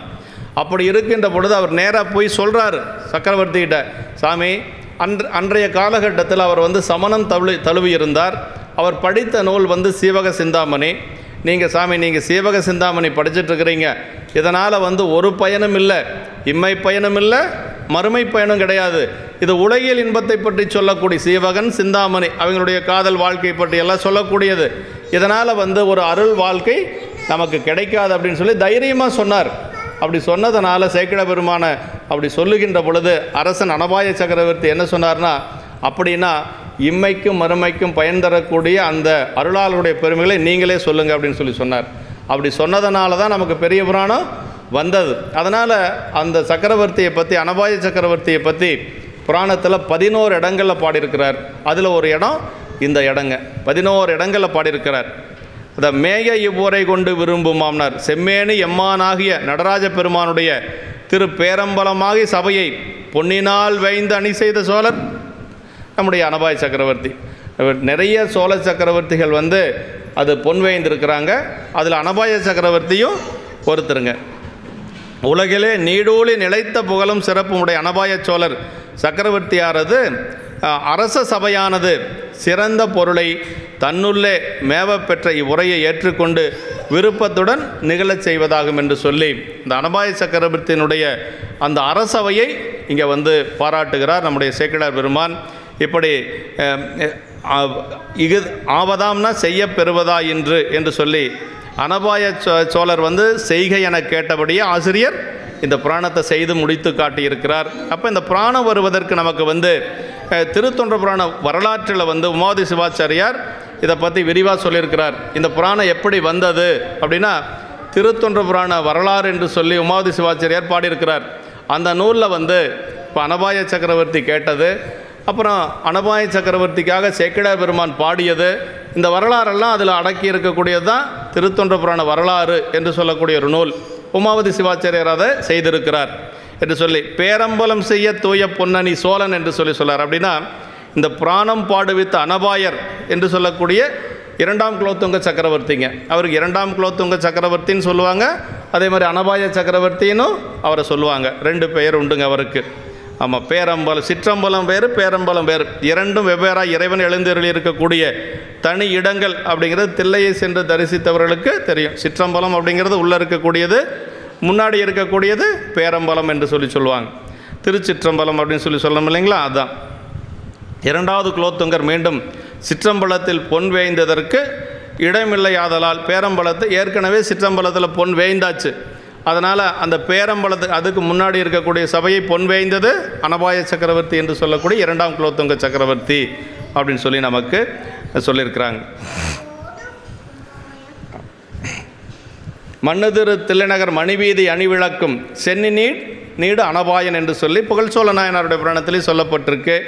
இப்படி அனபாய சக்கரவர்த்தி பற்றி நீடு ஊழிவார் ஆயசீர் அனபாயன் என்று சொல்லி அப்படி சொல்லப்பட்டிருக்கிறது. இதில் 11 இடங்களில் அனபாய சக்கரவர்த்தியை பற்றி நம்முடைய சேக்கிழ பெருமான் பாடியதுக்கு என்ன காரணம்னா, அவர் மீது இருக்கக்கூடிய ஒரு நன்றி இல்லையா, இந்த பிராணம் பாடுவதற்கு ஒரு கர்த்தாவாக இருந்தது, அதற்கு ஒரு காரணமாக இருந்தது அனபாய சக்கரவர்த்தி என்று சொல்லி 11 இடங்களில் வச்சு போட்டிருக்கிறார். அடுத்த திருப்பாட்டு, அதாவது இந்த பிராணத்தை நான் எப்படி அமைத்திருக்கிறேன் அப்படிங்கிறத சேக்கிழ பெருமான் சொல்கிறார். அதாவது இந்த பிராணத்துக்கு இது விரிநூல் என்று சொல்லுவது, இந்த பிராணத்துக்கு முதல் நூல் என்று சொல்லுவது திருத்தொண்ட தொகை. நம்ம பாடுறோம் இல்லையா, தில்லைவாழ் அந்தர்தம் அடியார்க்கும் அடியேன், அது யார் கொடுத்தாங்க நமக்கு? திருவாரூர் பெருமானுடைய ஒரு திருவாக்கின் மூலமாக சுந்தரமூர்த்தி சாமிகள் பாடியது 11 திருத்தொண்ட தொகை. அந்த திருத்தொண்ட தொகை பற்றி சொல்லுகின்ற பொழுது நமக்கு வாரியார் சாமிகள் என்ன சொல்வார்னா, வடமொழியில் சம்ஹிதா மந்திரங்கள் அப்படின்னு சொல்லி ஒரு 11 மந்திரங்கள் இருக்குதுங்க. அந்த 11 மந்திரங்களுக்கு இணையானது இந்த திருத்தொண்ட தொகை அப்படின்னு பாருங்க. அதான் பஞ்சபிரம மந்திரம் 5, சடங்க மந்திரம் 6, மொத்தம் 11 மந்திரங்கள் வடமொழியில். அந்த 11 மந்திரங்கள் போல் அமையப்பெற்றது 11 பாடல்களை உள்ளடக்கி திருத்தொண்ட தொகை அப்படிம்பார். அது முதல் நூல் என்று சொல்லுவது. அதற்கடுத்தது அதில் எப்படி இருக்குன்னா, அதாவது ஒரு நம்ம ஃபார்முலான்னு சொல்லுவோம் இல்லையா கணிதத்தில், அது மாதிரி ஒரு கேட்லாக் மாதிரி இருக்கும். அடியார்க்கும் அடியேன், தில்லைவாழ் அந்தர்தம் அடியார்க்கும் அடியேன், திருநீல கண்டத்து குயவனார், இப்படியெல்லாம் ஒவ்வொரு வரியில் இருக்கும். அதை பொல்லாம் பிள்ளையாருடைய அருள் பெற்ற நம்முடைய நம்பியாண்டார் நம்பிகள், இதெல்லாம் நம்ம வரலாற்றில் சொன்னோம் இல்லையா. அந்த நம்பியாண்டார் நம்பிகள் என்ன செய்தார் அப்படின்னா, ஒவ்வொரு நாயன்மாருக்கு ஒரு பாடல். அந்த ஒரு பாடல் எப்படி இருக்கும் அப்படின்னா, அந்த நாயன்மார் பிறந்த ஒரு குளம், அதே மாதிரி நாயனார் பிறந்த ஊர், அவர் செய்த தொண்டு, இது எல்லாத்தையும் அடக்கியது ஒரே ஒரு பாட்டு. அதை வைத்து கொண்டு அதற்கு பிறகு சேக்கிழார் பெருமான் நமக்கு கூத்த பெருமானுடைய திருவருளால் உலகலாம் என்று சொல்லி அடியெடுத்து கொடுக்க, அதை வைத்து கொண்டு இறைவன் உள்ளிருந்து உணர்த்த, கூத்த பெருமான் உள்ளிருந்து உணர்த்த நமக்கு புராணத்தை பாடியிருக்கிறார். எதையும் அடிப்படையாக கொண்டு இந்த புராணம் பாடணும் அப்படிங்கிறத சேக்கிழார் பெருமானை இந்த இடத்துல சொல்கிறாருங்க. அதுதான் இந்த பாட்டு. அருளின் நீர்மை திருத்தொண்டு அறிவரும் தெருளின் நீரிது செப்புதல் காமெனின் வெருளின் மெய்மொழி வானிழல் கூறிய பொருளின் ஆகும் என புகழ்வாம் அன்றே. பொருள்னா அருளின் நீர்மை திருத்தொண்டு அறிவரும் என்று சொல்றார். அருள் வழி நிற்கும் தன்மையாயுள்ள திருத்தொண்டின் புகழ் அரியதென்று அளவு கூட எதை நான் இப்போ 2-3 பாட்டில் பார்த்தோம் இல்லைங்களா, அவனுடைய பெருமைகள் ரொம்ப அரிது, யாராலும் சொல்லி முடியாது. அப்படிப்பட்ட பெருமைகளை உணர்ந்துள்ள நீர் இது செப்பதற்காம் எனின், இது செப்பதற்கு துணியலாமோ என்பீராகில். இப்போ தான் நீங்கள் சொன்னீங்க, அவ்வளவு பெருமையுடைய அடியார்களுடைய பெருமைகளை சொல்லி இதெல்லாம் நீங்கள் சொல்லலாமா என்று சொல்லி நம்ம கேட்டுருவோமா அப்படின்னு சேக்கிழார் பெருமான் சொல்கிறார். இப்போ நீங்கள் சொல்லலாமா அப்படின்னா எதை வைத்து கொண்டு நான் சொல்கிறேன் அப்படிங்கிறத சொல்கிறாருங்க. நீங்கள் துணியலாமோ என்பீராகில் என்ன சொல்கிறாருன்னா, மயக்க நீக்கு மெய்மொழியாலே வானிடத்தே அமர்ந்து கூறியருளிய பொருளின் துணையாலே அப்படின்னா, வெருளின் மெய்மொழி வானிழல் கூறிய அப்படின்னா, அப்புறம் பொருளின் ஆகும் என புகழ்பாம் அன்றே என்று சொல்லி, அதாவது வானத்திலிருந்து ஒரு மொழி என்ன 2 இடத்துல சொல்லியிருக்கார் பெருமான். திருத்தொண்ட தொகை பாடுகின்ற பொழுது தியாகேச பெருமான் அடியெடுத்து கொடுத்தார், தில்லைவாழ் அந்தர்தம் அடியார்க்கும் அடியேன். அதே மாதிரி சேக்கிழார் பெருமான் புராணம் பாடுகின்ற பொழுது சாமிகிட்ட போய் உட்கார்ந்தார், ஆயிரங்கால் மண்டபத்தில் போய் பெருமான்கிட்ட போய் விண்ணப்பம் வச்சார், சாமி உங்களுடைய அடியாருடைய பெருமைகளை என்னால் எப்படி சொல்ல முடியும் என்று சொல்லி சேக்கிழார் பெருமான் விண்ணப்பம் செய்கின்ற பொழுது, அங்கே போய் பெருமான் முன்பாக நிற்கின்ற பொழுது உலகலாம் என்று சொல்லக்கூடிய அந்த ஒரு ஒளி வான் நிழலாக வந்தது. அதை அடிப்படையாக கொண்டு நான் இந்த புராணம் பாடுகிறேன் என்று சொல்லி சேக்கிழார் பெருமான் நமக்கு இந்த பாட்டில் சொல்கிறாருங்க. அதான் மயக்கம் நீக்கும் அந்த மெய்மொழியாலே வானிடத்தை அமர்ந்து கூறி அருளிய பொருளின் துணையாலே அது யாம் செப்புதற்கு உரித்தேயாம் என்று துணிந்து கூறுவோம். சாமி அடியெடுத்து கொடுக்கலைன்னா அவர் பாடியிருக்க மாட்டார். ஏன்னா அந்த துணிச்சல் எப்படி வந்ததுங்கிறத சொல்கிறாருங்க. இறைவனே அடியெடுத்து கொடுத்ததுனால அந்த துணிவால் நான் சொல்ல விரும்புகிறேன் என்று சொல்கிறாருங்க. அவன் மெய்மொழி கூறி துணை செய்த அப்பொழுது எப்போ இருந்து சொல்கிற அப்படின்னா அவருடைய அந்த மெய்மொழி உலகலாம்னு எப்போ அவர் அடியெடுத்து கொடுத்தாரோ அப்போவே சொல்ல ஆரம்பிச்சிட்டார். அப்போவே சொல்லி முடித்தாச்சு. அந்த புராணம் முழுக்க சொல்லி முடித்ததற்கு பிறகு பெருமான் போய் அரசனுடைய கனவுல போய் சொல்கிறாரு, சேக்கிழார் நமக்கு புராணம் பாடி முடித்திருக்கிறார், அதை நீங்கள் அரங்கேற்றம் செய்யணும் அப்படின்னு சொல்லுகின்ற பொழுது தான் ஆயிரங்கால் மண்டபத்தில் மடாதிபதிகள், தில்லைவாழ் அந்தணர்கள், அடியார் பெருமக்கள் எல்லோரையும் அழைத்து ஓராண்டுகள் அந்த விளக்க உரையெல்லாம் சொல்லப்பட்டது சேக்கிழார் பெருமானாலேயே. சேக்கிழார் பெருமானே ஒரு வருஷம் தினசரி வகுப்பு நடந்திருக்குது. வந்து தங்குகின்றவர்களுக்கு உணவு, உடை, தங்கும் இடம் எல்லாமே அனபாய சக்கரவர்த்தி சிறப்பாக ஏற்பாடு செய்திருக்கிறார். ஓராண்டுகள் இந்த சித்திரை திருவாதிரையில் ஆரம்பித்து அடுத்த எதிர்வரக்கூடிய சித்திரை திருவாதிரையில் நிறைவு செய்து காட்டுகிறார். அதற்கு பிறகு அந்த புராணத்தை யானை மீது ஏற்றி அரசனே பின்பாக அமர்ந்து இணைக்கவரி வீசிக்கொண்டு அந்த தில்லை திருவீதிகளிலே வலம் வந்தார் என்று சொல்லி உமாதி சிவாச்சாரியார் நமக்கு பாடி வச்சிருக்கிறார். அப்படியெல்லாம் இது நடந்தது. அப்படின்னா அந்த அளவுக்கு இந்த தொண்டர்களுடைய பெருமை ரொம்ப சிறந்தது. அடியார்கள் எப்படின்னா இறைவனை பற்றி பாடுவது எளிதாக பாடிடலாம், ஆனால் அடியார்களை பற்றி பாடுகின்ற பொழுது கொஞ்சம் நிதானமாக தான் பாடணும். ஏன்னா அதில் எந்த ஒரு குற்றமும் வந்துடக்கூடாது அப்படின்னு சொல்கிறார். அருளின் நீர்மை திருத்தொண்டு அப்படின்னார். அருளின் நீர்மை திருத்தொண்டு அப்படின்னா பிறிதொன்றிலும் படாது அருள்வயப்பட்டு அவ்வழியே நிற்கும் திருத்தொண்டு. அதாவது அடியார்களுக்கு செய்யக்கூடிய தொண்டு எப்படின்னா அருள்வயப்பட்டு அந்த அருளின் வழியிலே நின்று செய்யக்கூடிய திருத்தொண்டு. அது எப்படி இருக்கணும்னா ஏகனாகி இறைவனை நிற்றல். 10ஆம் சூத்திரங்க, அவனே தானேயாக ஏகனாகி இறைவனை நிற்க மலம் மாயை தன்னோடு வல்வினை இன்றேனார். எப்படின்னா 10ஆம் சூத்திரத்தில் சாதனம் அப்படின்னு சொல்லுவாங்க. அதாவது சாதனம் பயன் அப்படின்னு சொல்கிறது எப்போ நமக்கு இந்த மலம் மாசுக்கள் நீங்கும், நமக்கு ஆணவம் கண்மம் மாயெல்லாம் எப்போ நீங்கும் அப்படின்னா இறைவனுக்கு தொண்டு செய்கின்ற பொழுது நீங்கும். அது எப்படி செய்யணும் அப்படிங்கிறத சொல்கிறாருங்க. எல்லாம் இறைவனால் தான் நான் செய்கிறேன், என்னுடைய முயற்சியில் ஒன்றும் இல்லை. ஆமாம், நன்றே செய்வாய் பிழை செய்வாய் நானோ இதற்கு நாயகமே இல்லையா, வாதவருடிகள் சொல்கிறார். அது மாதிரி அந்த இறைவனுடைய திருவருள் தான் என்னை செய்விக்கிறது. அந்த உணர்வோடு செய்கின்ற பொழுது நம்முடைய மலமாசுக்கள் நீங்கும் அப்படிங்கிறாருங்க. அதாவது அவனே தானே ஆகிய அன்னறி ஏகனாகி இறைவனை நிற்க, ஏகனாகி இறைவனை நிற்க மலமாயை தன்னோடு வல்வினை இன்றேன்னாரு. அதாவது தன்னுடைய நிலையே இல்லாது செய்தவர் கண்ணப்ப நாயனாருங்க. அவருக்கு இது மாதிரியெல்லாம் செஞ்சால் ஏதாவது சாமி நமக்கு கொடுப்பாரானா செஞ்சார். இல்லை அவருக்கு ஏதாவது முக்தி இது கிடைக்கும், முக்தி பற்றியெல்லாம் ஒன்றுமே தெரியாது கண்ணப்ப நாயனாருக்கு. என்னமோ பார்த்தாரு, அவருக்கு பெருமான் மேலே அன்பு வந்தது. அந்த அன்பை வைத்து கொண்டு அவர் அப்படியெல்லாம் வழிபாடு செய்தார். எந்த ஒரு பிரதிபலனும் எதிர்பார்க்காமல் செய்த வழிபாடு கண்ணப்ப நாயனாருடைய வழிபாடுங்க. அன்பே அங்கே எல்லாமாக இருந்தது. எந்த காமிய வழிபாடே கிடையாது. அது முழுக்க முழுக்க அது நிற்காமிய வழிபாடு அப்படின்னு சொல்லுவாங்க. எந்த ஒரு பொருளும் வேண்டி, அதாவது கடைசியாக நமக்கு சாமி ஏதோ ஒரு முக்தியாவது கொடுப்பார் நம்ம நினைப்போம். கண்ணப்ப நாயனார் அதையும் நினைக்கல. அவருக்குள்ளே இருந்தது பூரா அன்பு ஒன்று தான் அங்கே பிரதானமாக இருந்தது என்று சொல்லுவாங்க. அப்படி அதுதான் ஏகனாகி இறைவனை நிற்றல். ஏதோ இந்த வாய்ப்பு சாமி நமக்கு கொடுத்துருக்கார். இந்த பிறப்பை மட்டும் கொடுக்கலைன்னா சாமிக்கு பூக்கட்டி கொடுக்க முடியுமா, இல்லை இறைவனை பற்றி புகழ்ந்து பாட முடியுமா, இல்லை இறைவனுடைய பெருமைகளை கேட்க முடியுமா? அப்பர் சாமி சொல்கிறாருங்க, வாய்த்தது நந்தமக்கு ஈதோர் பிறவி மதித்திடுமின் அப்படின்னார். வேறொரு பிறப்பு நமக்கு எங்கே வேணாலும் கிடைக்கலாம். மனுஷனாக பிறப்புங்கிறதுக்கெல்லாம் ஒன்றும் கேரண்டி கிடையாது. நாயாக பிறக்கலாம், கழுதையாக பிறக்கலாம், எருமையாக பிறக்கலாம், மாடாக பிறக்கலாம். ஆனால் இந்த ஒரு பிறப்பு நமக்கு சாமி கொடுத்துருக்கிறார். வாய்த்தது நந்தமக்கு ஈதோர் பிறவி. இந்த மனித பிறப்பில் மட்டும்தான் அதெல்லாம் நம்ம செய்ய முடியுங்க. அடுத்த பிறப்பு எங்கே எப்படி பிறக்கிறோன்னு யாராலையும் சொல்லவே முடியாது. அதனால் இந்த பிறப்பை நம்ம எப்படி பயன்படுத்தணும்னா ஒன்று சிவபெருமானுக்கு தொண்டு செய்யணும், இல்லைன்னா அவன் அடியார்களுக்கு தொண்டு செய்யணுங்க.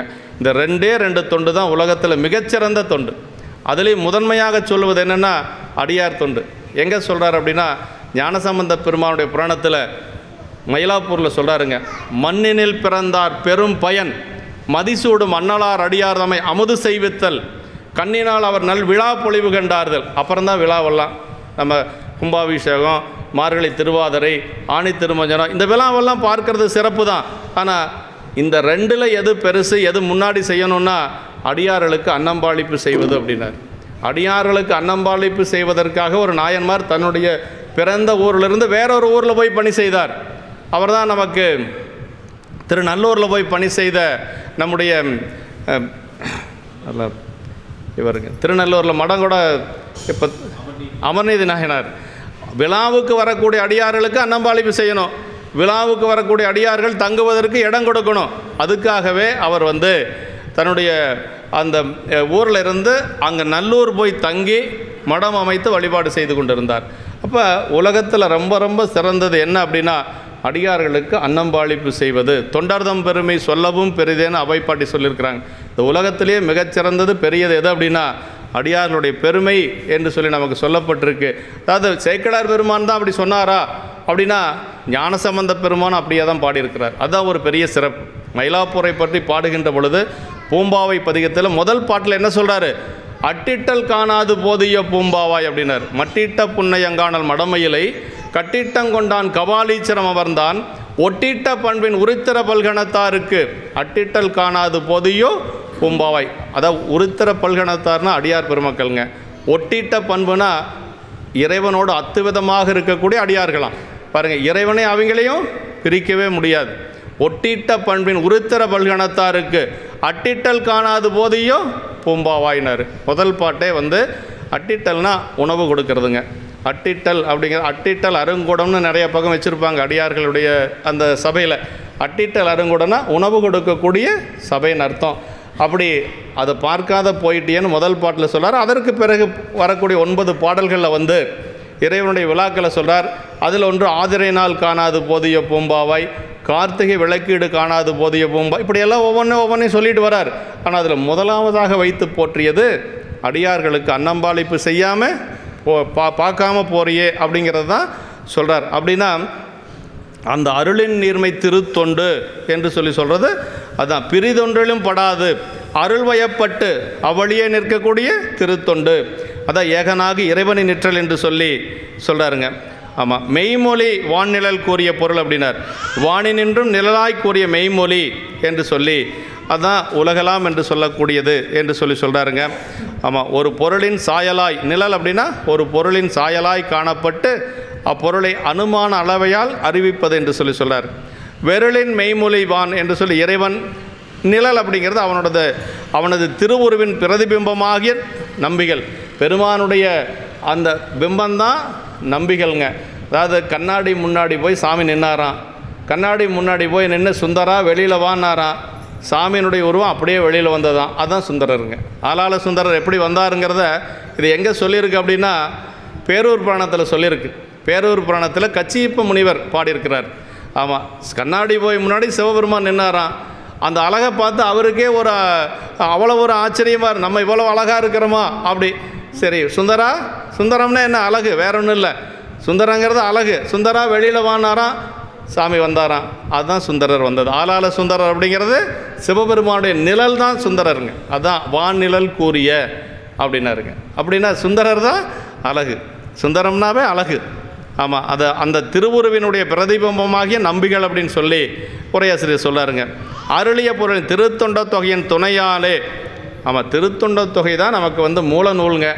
மூலமாகிய திருத்தொண்ட தொகைக்கு முதல்வராய் இந்த ஞாலமுய்ய எழுந்தருள் நம்பி வெள்ளானை சருக்கத்தில் கடைசியாக சொல்கிறார் சேக்கிழ பெருமான். வெள்ளானை சருக்கத்தில் முதல் பாட்டில் மூலமான திருத்தொண்ட தொகை அப்படிங்கிறாருங்க.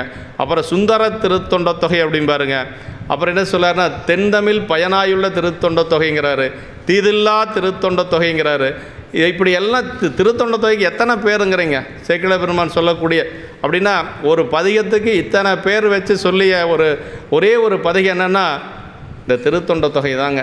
நமக்கு ஒரே ஒரு பதிகம்தான் என்னால் பாடுறதுக்கு நேரம் இருக்குதுன்னா திருத்தொண்ட தொகை பாடணும் கண்டிப்பாக. மற்ற பதிகம் பாட வேண்டாம்னு நான் சொல்லலை, உங்களுக்கு நேரம் இல்லை, பனிச்சூழல் அப்படின்னா திருத்தொண்ட தொகை பாடணுங்க, மனப்பாடம் பண்ணிக்கணும். திருத்தொண்ட தொகை ஒவ்வொரு அடியார்களும் மெய்யடியார் சித்தனளவும் திருத்தொண்ட தொகைங்கிறார். எங்கே சொல்கிறார்? நம்முடைய பெருமலை குருமநாயனாருடைய புராணத்தில் சொல்கிறாருங்க. மெய்யடியார் சித்தனளவும் நல்ல அடியாருடைய சித்தத்தில் திருத்தொண்ட தொகை எப்பொழுது இருக்குமா. ஆமாம், நமக்கு திருத்தொண்ட தொகை தெரியாத அடியார்கள் யாருமே இருக்கக்கூடாது. ஆமாம், அது ரொம்ப ரொம்ப முக்கியங்க. இப்படி வெருளின் மெய்மொழி என்று சொல்லுவது அந்த சுந்தரருடைய திருவாக்கிலே இருந்து வந்த திருத்தொண்ட தொகை அப்படின்னு சொல்கிறாருங்க. நம்பிகள் இறைவரது திருவுருவின் பிரதிபம்பம் சாயை, அப்படிங்க சாயைனா நிழல் இல்லையா, கைலை நாயகன் காமுறு தன்னுரு பயிலும் ஆடியில் பார்த்தங்கு அலைத்தலும் வெயில் செய் வெங்கதிர் கோடி விராயன செய்யறில்லாத மெய் தேசொடும் தோன்றினான். பேரூர் பள்ளுப்படலத்தில் இதை பற்றி நமக்கு நம்முடைய கச்சியப்ப முனிவர் பாடியிருக்கிறார். பேரூர் பள்ளுப்படத்தில் இருக்குங்க. ஆமாம், பொருள்னா உலகலாம் என்று எடுத்து கொடுத்த முதல் மொழியாகிய ஊதியம், மெய்மொழி அப்படின்னா மெய்யனுடைய மொழி என்று சொல்லி சொல்கிறாருங்க. புராணம் பாடத் தொடங்கும் முன் ஆசிரியர் சேக்கிழார் பெருமான் நடராஜ பெருமான் திருமுன் நின்று வணங்கி சாமிகிட்ட என்ன சொன்னார்னா, அடிகளே உன் அடியார் சீர் அடியேன் உரைத்திட இடர்கெடுத்து அடியெடுத்து தருவாய் என்று பிரார்த்தித்தனர். உங்களுடைய அடியார் பெருமைகளை நான் சொல்ல போகிறேன் பெருமானே, அந்த வரக்கூடிய இடையூறுகளெல்லாம் நீக்கி நீங்கள் எனக்கு அருள் செய்ய வேண்டும் என்று சொல்லி, அதனால தான் அவருக்கு தடையில்லாமல் வந்ததுக்கு காரணம் கூத்த பெருமானுடைய ஒரு திருவருள். அவரே பாடினார்னு சொல்கிறதில்லை எங்கேயுமே. அலைபுனல் பகீரத நதிச்சடை ஆட நின்று இலகு மன்றனில் ஆடுவார் திரு அருளினால் அசரீரி வாக்கு உலகலாம் என அடியெடுத்து உரை செய்த பேரொளி யோசை மிக்கு இலகு சீரடியார் செவிப்புடத்து எங்கும் ஆகி நிறைந்ததால் என்று உமாதி சிவாச்சாரியார் இந்த உலகலாம்னு சொன்ன ஒரு சொல் அங்கிருந்த எல்லா அடியாருடைய காதலையும் விழுந்துதான். அது யாரெல்லாம் கேட்டாங்களோ அவங்கெல்லாம் அப்போவே பெருமான் திருவடிக்கு போயிருப்பாங்க இல்லையா. ஆமாம், அதே மாதிரி ஞானசம்பந்த பெருமானுடைய திருமணத்தில் கலந்து கொண்டவர்கள் அத்துணை பேரும் திருவடி பேர் அடைஞ்சாங்க. நம்மலாம் அந்த கல்யாணத்துக்கு போகாத ஆளுக, அதனால தான் இன்றைக்கி வரைக்கும் பிறந்து உழன்று கொண்டு இருக்கிறோம். அந்த கல்யாணத்துக்கு மட்டும் போயிருந்தோம்னா எல்லாரும் திருவடி பேர் அடைஞ்சிருக்கலாம், வேலையே முடிஞ்சது. ஆமாம், அந்த திருமணத்தில் கலந்துக்காதவர்கள் தான் நம்ம எல்லாம் பாக்கி இருக்கக்கூடிய அடியார் பெருமக்கள் எல்லாரும். ஆமாம், வந்த அத்தனை பேரும் திருமணத்தில் கலந்து கொண்டவர்கள் அப்படியே போனாங்க. ஆமாம், அதுதான் நமக்கு பெரியவங்களுடைய நிகழ்வில் கலந்து கொள்ளணும் அப்படிங்கிறது. கடைசியாக 10வது திருப்பாட்டு. இந்த பாட்டில் என்ன சொல்கிறாருன்னா, புராணத்தினுடைய பயன் என்னன்னு சொல்கிறாரு, புராணத்தினுடைய பெயர் என்னன்னு சொல்கிறாரு. பெரிய புராணம் அப்படிங்கிறது பெயர் கிடையாது, நூலினுடைய பெயர் பெரிய புராணம் கிடையாதுங்க. ஆனால் நமக்கு பெரிய புராணம் நம்ம சொல்லி பழகிட்டோம். ஆனால் ஆசிரியர் என்ன பெயர் சொல்கிறார் அப்படின்னா திருத்தொண்டர் புராணம்னு தான் சொல்கிறாருங்க. ஏன் பெரிய புராணம்னு வந்துச்சு அப்படின்னா, பாட்டு அதிகமாக இருக்கிறதுனால வந்துச்சா அப்படின்னா அப்படியெல்லாம் இல்லை. 4286 பாட்டு தான் இந்த புராணத்துக்கு. கந்த புராணத்துக்கு 10200 பாட்டு. அதே மாதிரி நம்முடைய மற்ற புராணங்கள் எல்லாம் இருக்குது இல்லைங்களா, ராமாயணம் இதெல்லாம் 10,000க்கு மேலே பாட்டு இருக்குது. ஆனால் இந்த 4286 பாடல் இருக்கக்கூடிய இதுக்கு மட்டும் பெரிய புராணம்னு ஏன் பெயர் வந்ததுன்னா, செயற்கரிய செய்வர் பெரியர், சிறியர் செயற்கரிய செய்கலாதார். அப்போ பெரியவங்களை பற்றிய ஒரு வரலாறு, யாராலும் செய்ய முடியாத செயலை ரொம்ப இலகுவாக செய்தவர்கள் இதான் இவங்கெல்லாம் தான். இவங்களுடைய திருவடியை நம்ம வணங்கணும், இவங்க தான் பெரியவர்கள்.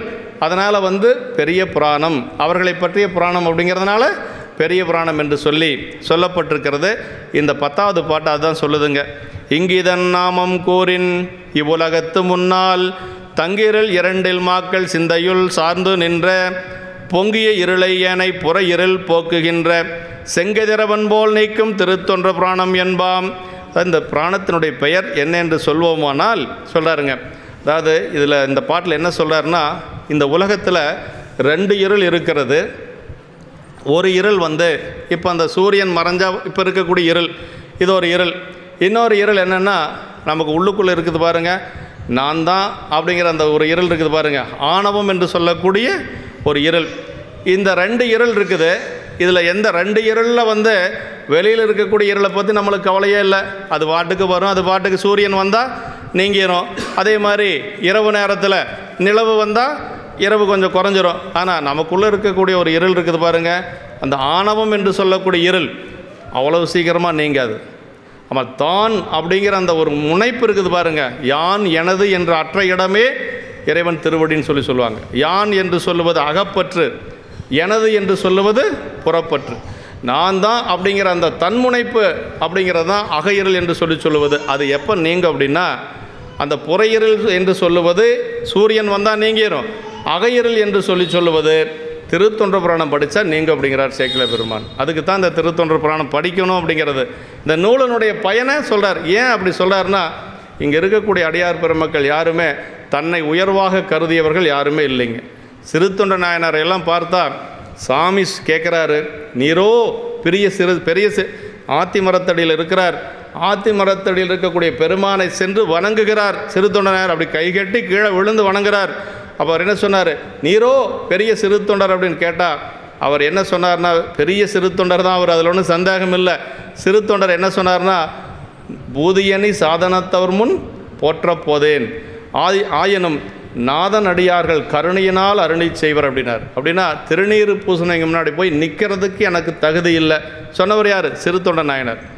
திருநீர் பூசணைக்கு முன்னாடி போய் நிற்கிறதுக்கு எனக்கு தகுதி இல்லை, ஆனாலும் பெருமானுடைய அடியார்கள் ஒரு கருணை என் மேலே எல்லாரும் அப்படி சொல்லுவாங்க சாமி அப்படின்னு சொல்லி அப்படி குறுகி நின்னாராம். அப்போ தான் அவர் வீட்டுக்கு அழைத்து கொண்டு வருகிறார். வீட்டுக்கு வர்றாரு. அப்புறம் உணவு படைக்கிற பொழுது அப்படி தாங்க, அப்படி உணவு படைச்சாச்சு. அவர் என்ன கேட்குறாரு அப்படின்னா, நம்ம தனியாக போய் எங்கேயும் போய் சாப்பிடக்கூடாதுங்களாம்மா. யாராவது வீட்டுக்கு போய் யாராவது உணவு படைச்சாங்கன்னா கூட யாராவது அடியார் இருக்கணுமா, இல்லையா அந்த வீட்டுக்காரரையே பக்கத்தால் உட்கார வச்சு சாப்பிடணும். அப்போ தான் வந்த சாமி சொல்கிறார், ஈங்கு நமக்கு தனியுண்ண ஒண்ணாது அப்படின்னு சொல்லி சொல்கிற பொழுது, பாங்கு ஈசன் அடியார் பாங்கு நின்றாரை அலையும் என்று சொல்லி சொல்கிறாரு. அதுக்கு அவர் எல்லா பக்கம் தேடி பார்க்குறாரு, ஒருத்தரையும் காணோம். எல்லாம் தேடிட்டு சொல்கிறார், இகத்தும் பரத்தும் இனியாரை காணேன், சகத்தில் யானும் திருநீர் இடுவாரை கண்டு இடுவேன் அப்படின்னாரு. எல்லாம் சாமி ஒரு அடியாரும் கிடைக்கல.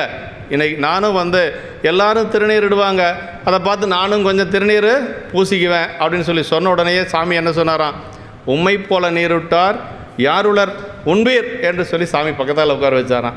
அதாவது திருநீர் வச்சா அடியார் அப்படிங்கிறது இந்த இடத்துல வேறெல்லாம் அதாவது அக ஒழுக்கங்கள் பற்றி நாம் ஆராய்ச்சி பண்ணக்கூடாது.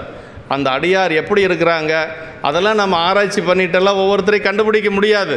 ஆனால் புற இலக்கணம் என்ன? திருநீர், ரெண்டாவது உருத்தராக்கம், அவ்வளோதான். சடைமுடியெல்லாம் சொல்லப்பட்டிருந்தாலும் கூட குறைஞ்சது திருநீர் பூசியிருக்கணுங்க. அந்த புராணத்தில் அப்படி தான் சொல்கிறார், உம்மை போல நீரிட்டார் யாருளர் உண்பீர் அப்படின்னு சொல்லி சொன்னார். திருநீர் பூசினதுனால சிறுத்தொண்ட நாயனார் சாமி கூட உட்கார்ந்து சாப்பிட்றதுக்கு தகுதியாச்சு, இல்லைன்னா தகுதி ஆகியிருக்காது இல்லையா. நம்ம யார் என்ன கொடுத்தாலும் திருநீராவது பூசியிருந்தால் தான் வாங்கி சாப்பிடணும் அப்படிங்கிறது ஒரு விதி இருக்குதுங்க. ஆமாம், அப்போ திருநீர் பூசினாவே அவங்க அடியார் அப்படிங்கிற ஒரு நிலைக்கு வந்துடுறாங்க. அதான் இந்த பாட்டில் என்ன சொல்கிறாங்கன்னா, இங்கேதான் நாமம் கூறி இந்த புராணத்தினுடைய பெயர் என்ன என்று சொல்லுவோமாயின், அதாவது திருத்தொண்டர் புராணம் அப்படின்னு சொல்லி சொல்கிறாரு. அப்புறம் இந்த புராணத்தினுடைய பயன் என்ன அப்படின்னா, எப்படி சூரியன் வெளியிருள் என்று சொல்லக்கூடிய புறையிருளை நீக்குகிறதோ அது மாதிரி இந்த திருத்தொண்டர் புராணம் என்ன செய்யுது, அகையிருள் என்று சொல்லக்கூடிய ஆணவ மலத்தை நீக்குகிறது. எப்போ நீக்கும்? இந்த அடியார்களை எல்லாம் பார்த்து நம்ம ஞானசம்பந்த பெருமானுக்கு என்ன வயசு, ஒரு 3 வயதில் ஆட்கொண்டவர். அவர் ஒரு 8 வயசு 9 வயசு கூட இருக்காது. அப்பர் சாமிகள் சென்று அவரை வணங்குகின்ற பொழுது அப்பர் சாமிகளுக்கு 80 வயசு. 80 வயது அப்பர் சாமிகள் எப்படி வணங்கினார்? அந்த குழந்தையை பார்க்கல, அவர் வயசை பார்க்கல, அவருக்குள்ளே இருக்கக்கூடிய பெருமானை பார்த்தார். உமையம்மை திருமுலைப்பால் கொடுத்து அந்த ஞானம் பெற்ற அந்த ஞானத்தை பார்த்தார்.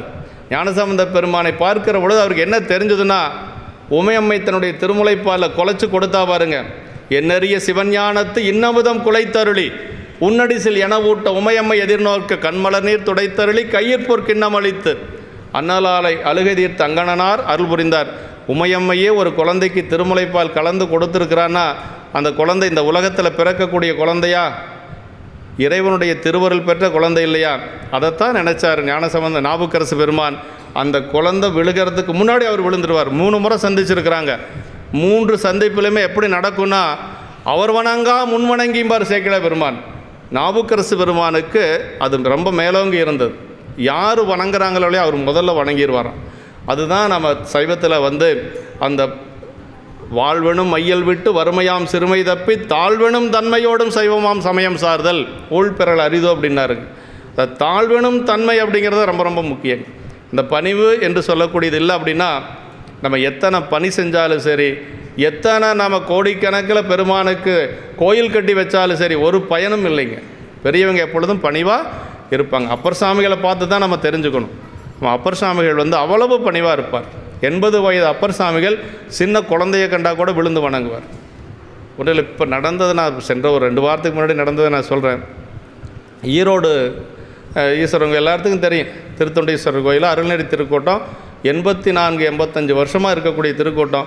அதனுடைய செயலாளர் தலைவராக இருக்கக்கூடியவர் வாசிலாமணி ஐயா, பெரிய தொழிலதிபருங்க அவர். ஆனால் இந்த ஆர்வரன் ஒரு பையன் அங்கே எங்கள் கூட பக்கத்துலேயே உட்காந்துருப்பான் புராணம் நடத்துகிற பொழுது. அந்த குழந்தை 7 வயசு. அந்த குழந்தை வந்து பூசை பண்ணுது, சிவபூஜை பண்ணுது. திருவாவடுதுறை ஆதீனத்தில் போய் தீட்சை வாங்கி 7 வயசில் தினசரி சிவபூஜை பண்ணுது. அந்த குழந்தை வந்து வணங்குச்சு. அவர் அந்த குழந்தையினுடைய காலில் விழுந்து வணங்குறார். நான் கண்கூட பார்த்தது, இப்போ 10 நாளைக்கு முன்னாடி பார்த்தது. அப்படின்னா அவங்க அந்த அளவுக்கு பக்குவமாக இருக்கிறாங்க அப்படிங்கிறதா. வேற ஒன்றில் குழந்தை தானே அப்படின்னு அவர் நினைக்கல. அது சிவபூஜை பண்ணுது. திருவாவடுதுறை ஆதீனத்தில் தீக்கை வாங்கி சிவபூஜை பண்ணுது. அதனால் சைவத்தில் வயசு அப்படிங்கிறது கிடையாது. எங்கே பெருமானுடைய திருவருள் இருக்குதோ அதுதான் நமக்கு முக்கியங்க. அந்த பாட்டில் அதை தான் சொல்கிறாருங்க. இப்போ அதான் சொல்கிறார், ஆசிரியர் இதற்கு இட்ட பெயர் திருத்தொன்று புராணம் என்பது புறையிருள் போக்குகின்ற கதிரவன் போல் அகையிருளை போக்கும் புராணம் என்பது கருத்து.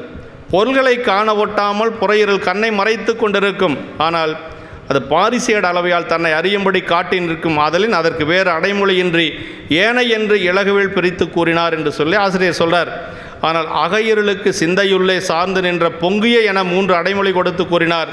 அது உயிர் தன்னையும் இறைவனையும் காண ஒட்டாமல் மறைத்து நிற்கின்றதை அன்றி தன்னையும் மறைத்து கொண்டு நிற்கும் வலிமையுடையதுன்னார். அதாவது வெளியில் இருக்கக்கூடிய ஒரு இருளுக்கு என்னென்னா, சரி நம்ம தூரத்துலேருந்து பார்க்குறோம், அங்கே இருட்டாக இருக்குதப்பா அப்படின்னு நமக்கு தெரியும். இருள் இருக்கிறது நம்ம கண்ணுக்கு தெரியும் இல்லையா, அங்கே இருட்டாக இருக்குது அப்படின்னு சொல்லி. ஆனால் உள்ளுக்குள்ளே இருக்கிற இருள் இருக்குது பாருங்கள், அது தன்னையும் காட்டாது பொருளையும் காட்ட விடாது.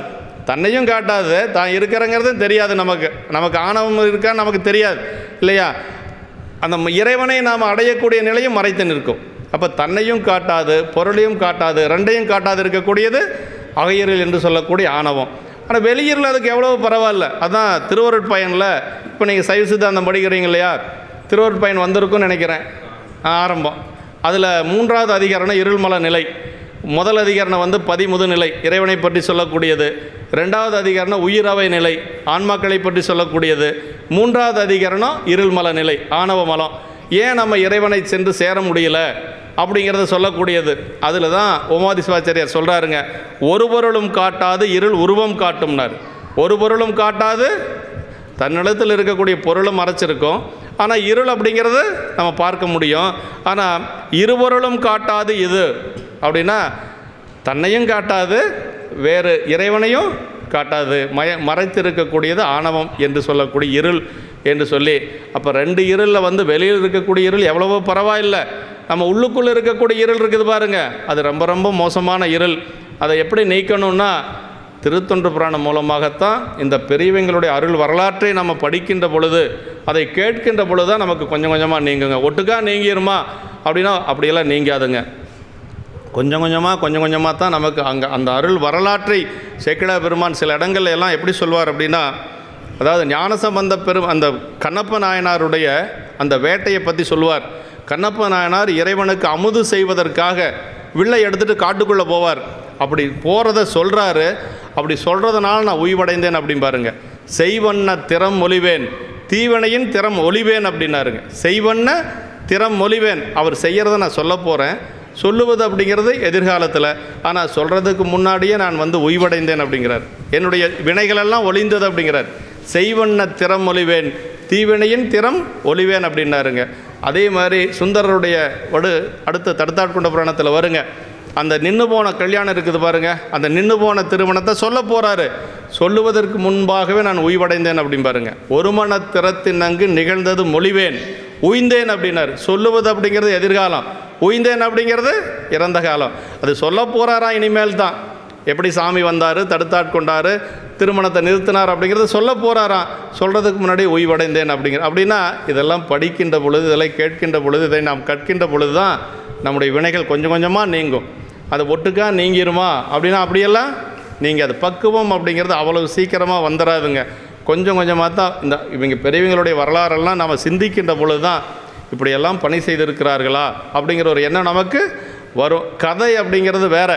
63 நாயன்மார் கதை ஒரு 10 வயசு குழந்தையை கூப்பிட்டு இதை சொல்லப்போனால் சொல்லிட்டு போயிடும், அது வேறு. ஆனால் அதுக்குள்ளே இருக்கக்கூடியது நமக்கு சொல்லக்கூடிய பாடம் என்ன அப்படிங்கிறத நம்ம சிந்திக்கணும். அதுதான் ரொம்ப முக்கியங்க. அப்படி அகையிருளை போக்கக்கூடிய புராணம் இந்த திருத்தொண்ட புராணம் என்று சொல்லக்கூடிய. அகையிருள்னா ஆணவ மலம். ஆணவ மலத்தை எப்படியாவது நமக்கு இருக்கிறதும் தெரியாது, அது எப்படி போக்கிக் கொள்வது அப்படிங்கிறதும் நமக்கு தெரியாது. பெரியவங்களுடைய புராணத்தை கேட்குறோம், கொஞ்சம் கொஞ்சமாக நமக்கு மாறி அது நீங்கும் அப்படின்னு சொல்கிறது தான் உண்மைங்க. அகையிருளுக்கு சிந்தையுள்ளே சார்ந்தன் என்று சொல்லி அது இருபொருளும் காட்டாது இது என்று சொல்லி சொல்கிறாருங்க. அதை புராணத்தினுடைய பயனும் சொல்லியிருக்கிறாரு. அதே மாதிரி புராணத்தினுடைய பெயரையும், பெயர் என்ன? திருத்தொண்ட புராணம். பயன் என்ன? அகையிருளை நீக்கக்கூடியது என்று சொல்லி சொல்கிறாருங்க. மாக்கள் அப்படின்னா ஆணவமாகி அகையிருளில் மூடப்பட்டார் என்று சொல்லி சொல்கிறாருங்க. சார்ந்து நின்ற அப்படின்னா சார்தல், அனாதியே பந்தித்தல் என்று சொல்லி சொல்லாருங்க. ஆன்மா எப்படின்னா, ஆன்மாவுக்கு ஒரு இலக்கணம் உண்டுங்க, முக்கியமான இலக்கணம். கடைசி வரைக்கும் நம்ம ஞாபகம் வச்சுக்கணும் இதைய. ஆன்மா சார்தலின் வண்ணமாம் தன்மையுடையது அப்படின்னார் சைவ சித்தாந்தம். அப்படின்னா நம்ம எதை சார்ந்து இருக்கிறோமோ அந்த குணம் தான் நமக்கு வருங்க. நல்லவங்களோட சேர்ந்திருந்தால் நல்ல குணம் வரும், தீயவர்களோட சேர்ந்திருந்தால் தீய குணம் வரும். வழிபாடு செய்யக்கூடியவங்களோட இருந்தோம்னா சாமி கும்பிட போகலான்னு நினைப்போம். இல்லை அப்படி இப்படி இருக்கிறவங்களோட சேர்ந்து இன்றைக்கி சினிமாவுக்கு போகலான்னு நினைப்போம். இது இயற்கை, இது நம்மளுடைய குற்றம் கிடையாது, இயற்கை. நம்முடைய ஆன்மாவினுடைய இயல்பு என்ன அப்படிங்கிறத சொல்கிறாங்க. எதை சார்ந்து இருக்கிறோமோ அதை சார்ந்து நிற்குங்க. அதனால தான் குழந்தைகளை நல்ல குழந்தைகளோடு சேரணும் அப்படின்னு சொல்லி நம்ம சொல்கிறதுக்கு என்ன காரணம்னா, பெரியவங்க நம்மளையெல்லாம் அடித்து உதச்சி வளர்த்துனதுக்கு என்ன காரணம்னா, இவன் எங்கேயாவது போய் தவறாக சேர்ந்துட்டானா அந்த குழந்தையினுடைய ஒரு பாசம், அந்த குழந்தையினுடைய ஒரு குணம் வந்துடும் அப்படிங்கிறது தாங்க. அது குழந்தைகளுக்கு மட்டுமல்ல, நமக்கும் அதே தான் லாஜிக்காக இருக்கக்கூடியது. ஆன்மா சார்தலின் வண்ணமாம் தன்மையுடையது. அதுதான் இப்போ நாம் எதை சார்ந்து இருக்கிறோன்னா, இந்த நிலைக்கு பேர் பெத்தம்னு பேருங்க. பெத்தம் சகலம் அப்படின்னு சொல்லி சொல்கிறது. இப்போ உலகியலை சார்ந்து இருக்கிறோம். நம்ம உலகியலை சார்ந்து இருந்தோம்னா சொந்த பந்தம், உற்றார் உறவினர்கள், தொழில் செய்யக்கூடிய இடம், இப்படி எல்லாத்தையும் நம்ம பார்க்குறோம். ஆனால் எல்லாத்தையும் பார்த்தாலும் கூட அதுக்கு மேலே ஒன்று நமக்கு இந்த திருவருளை சார்ந்து இருக்கிறோம் இல்லையா, அதுதான் சிறப்பு. அந்த அவங்களோடவே இருந்துட்டோன்னு வச்சுங்களேன், நமக்கு இங்கே வர்றதுக்கு நம்மளால் வர முடியாது. அப்போ அதையை தாண்டி நமக்கு ஒன்று இருக்குது அப்படின்னா இந்த நிலை தான் நம்ம அந்த அது எப்பொழுதும் நம்ம அதை விட்டு, நீங்கள் ஒன்றும் இல்லை, ஒரு 4 வாரம் கோயிலுக்கு வராமல் இருந்து பாருங்கள், மீண்டும் நீங்கள் கோயிலுக்கு வர முடியாது. அப்புறம் மறுபடியும் வருஷ கணக்கு ஆகி போயிடும். எங்கேங்க அப்படி இப்படியும் வரலான்னு நினச்சேங்க, என்னால் முடியவே இல்லைங்கன்னா அதுதான் சார்தலின் வண்ணமாம் தன்மையுடையது அப்படிங்கிறது. ஏன்னா வர்றதுக்கு விடாது. அதனால தான் திருக்கூட்டத்தை சார்ந்து இருக்கணும், அடியார்களை சார்ந்து இருக்கணும். கோயிலுக்கு வர்றதை ஒரு தினசரி கடமையாக வச்சுக்கணுங்க. ஒரு காலம் திருக்கோயில் சூழாராகில் அப்படின்னார் அப்பர் சாமி சொல்கிறார். ஒரு நாளைக்கு 6 காலம், அந்த 6 கால பூஜையில் ஒரு காலமாவது பெருமானை வழிபாடு செய்யணும்னு சொல்கிறாருங்க. நம்ம வாரத்தில் ஒரு நாளாவது வழிபாடு செய்யணுமா இல்லையா? இந்த வாழ்க்கையை கொடுத்து இந்த உடம்பை கொடுத்தது பெருமான். அதனால் அவருக்கு செய்யக்கூடிய நன்றி என்னென்னா, அவனை நம்ம வழிபாடு செய்வது தான் நாம் அவருக்கு செய்யக்கூடிய ஒரு கைமாறு. வேற ஒன்றும் நம்ம செய்ய முடியாது பெருமானுக்கு. அதான் அந்த சார்தல் என்று சொல்லுவது, சார்ந்ததன் வண்ணமாகிய உயிர்களை தன்மயமாக்குவது. தாயுமானவரே பாடுறாரு. அவ்வளவு பக்குவமுடைய தாயுமானவர் என்ன பாடுறாருன்னா, ஆணவத்தோடு அத்துவிதமானபடி மெய்ஞான தானுவினோடு அத்துவிதமாகும்னால் என்னால் என்று சொல்லி கேட்கிறாரு. பராபரக்கண்ணியில் கேட்கிறாருங்க. ஆணவத்தோடு அத்துவிதமாக நான் இப்போ இருக்கிறேன், ஆனால் மெய்ஞான தானு அப்படின்னா பெருமான், தானுன்னா பெருமான், மெய்ஞான தானுவினோடு அத்துவிதமாகும்னால் என்னாலோ என்று சொல்லி பெருமானிடத்தில் நான் சாமி, நான் உங்களோட நான் பிரிப்பு இல்லாமல் என்னைக்கு இருப்பேன் என்று சொல்லி இறைவனிடத்தில் தாய்மலர் விண்ணப்பம் வைக்கிறாருங்க. அவர் ஒரு எளிமையான வழி சொல்கிறாருங்க இறைவன் திருவடி அடையிறதுக்கு. என்ன சொல்கிறாருன்னா, அன்பர் பணி செய்ய ஆளாக்கி விட்டு விட்டால் இன்ப நிலை தானே எய்தும் பராபரமேன்னார்.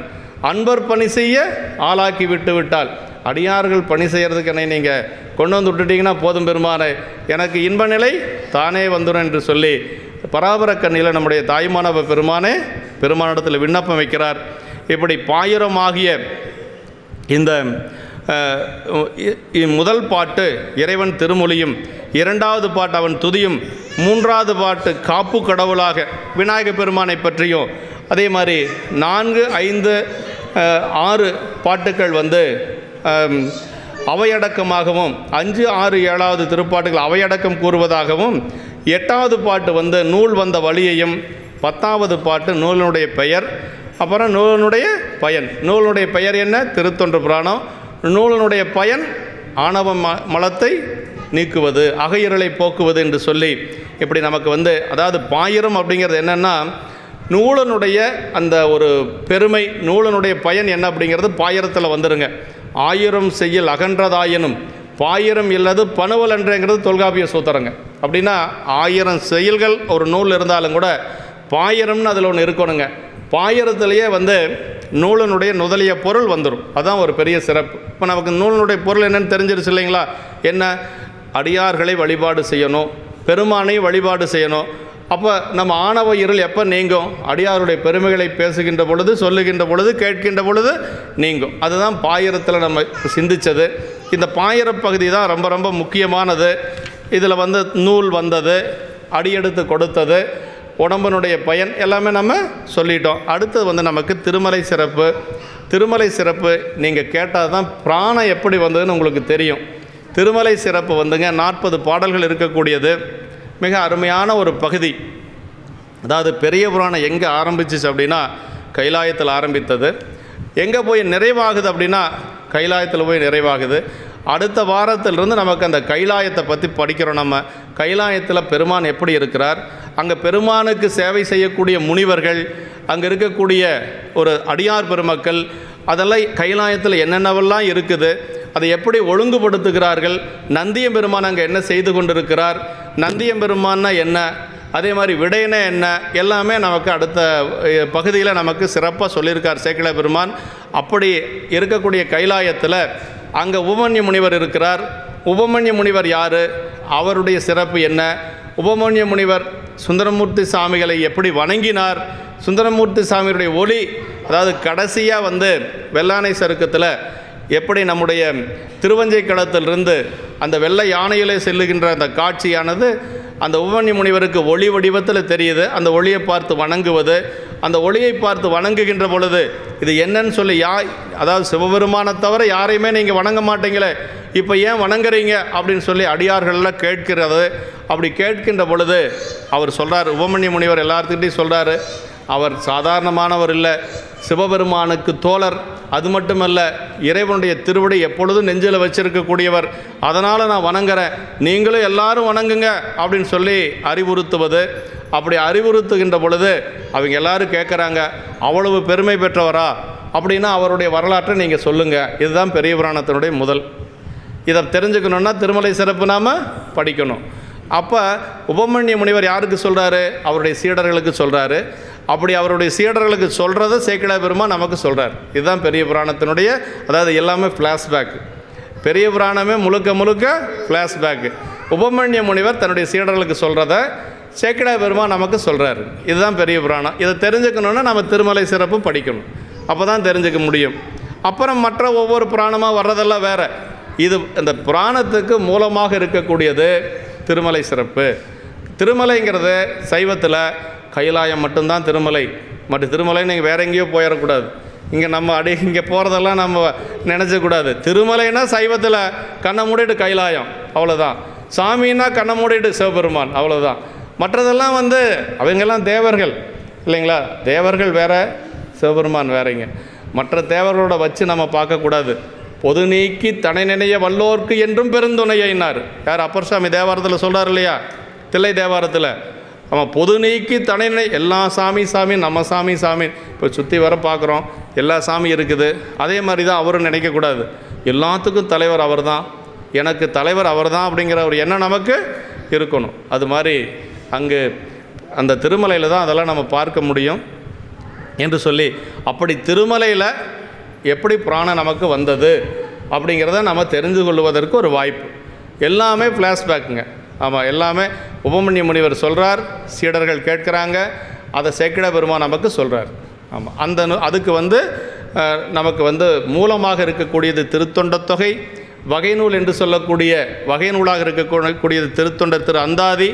விரிநூல் என்று சொல்லக்கூடியது பெரிய புராணம் என்று சொல்லி இந்த அளவில் நம்ம அடுத்த வாரத்தில் நம்ம திருமலை சிறப்பு, திருமலை சருக்கத்தை அந்த கைலாயம் எப்படி இருக்குது அப்படிங்கிறதெல்லாம் அடுத்த வாரம் நம்ம சிந்திச்சுக்கலாம். என்றும் இன்பம் பெருகும் முயல்பினால் ஒன்று காதலித்துள்ளமும் ஓங்கிட மன்றுளார் அடியாரவர் வான்புகள் நின்றதெங்கும் நிலவி உலகலாம். திருச்சிற்றம்பலம். வான்முகில் வளாது பெய்க மலிவலம் சுரக்க மன்னன் கோன்முறை அரசு செய்க குறைவிலாது உயிர்கள் வாழ்க நான்மறை அரங்கலொங்க நற்றவும் வெள்ளிமல்க மேன்மைகொள் சைவநீதி விளங்குக உலகமெல்லாம் மேன்மைகொள் சைவநீதி விளங்குக உலகமெல்லாம். திருச்சிற்றம்பலம்.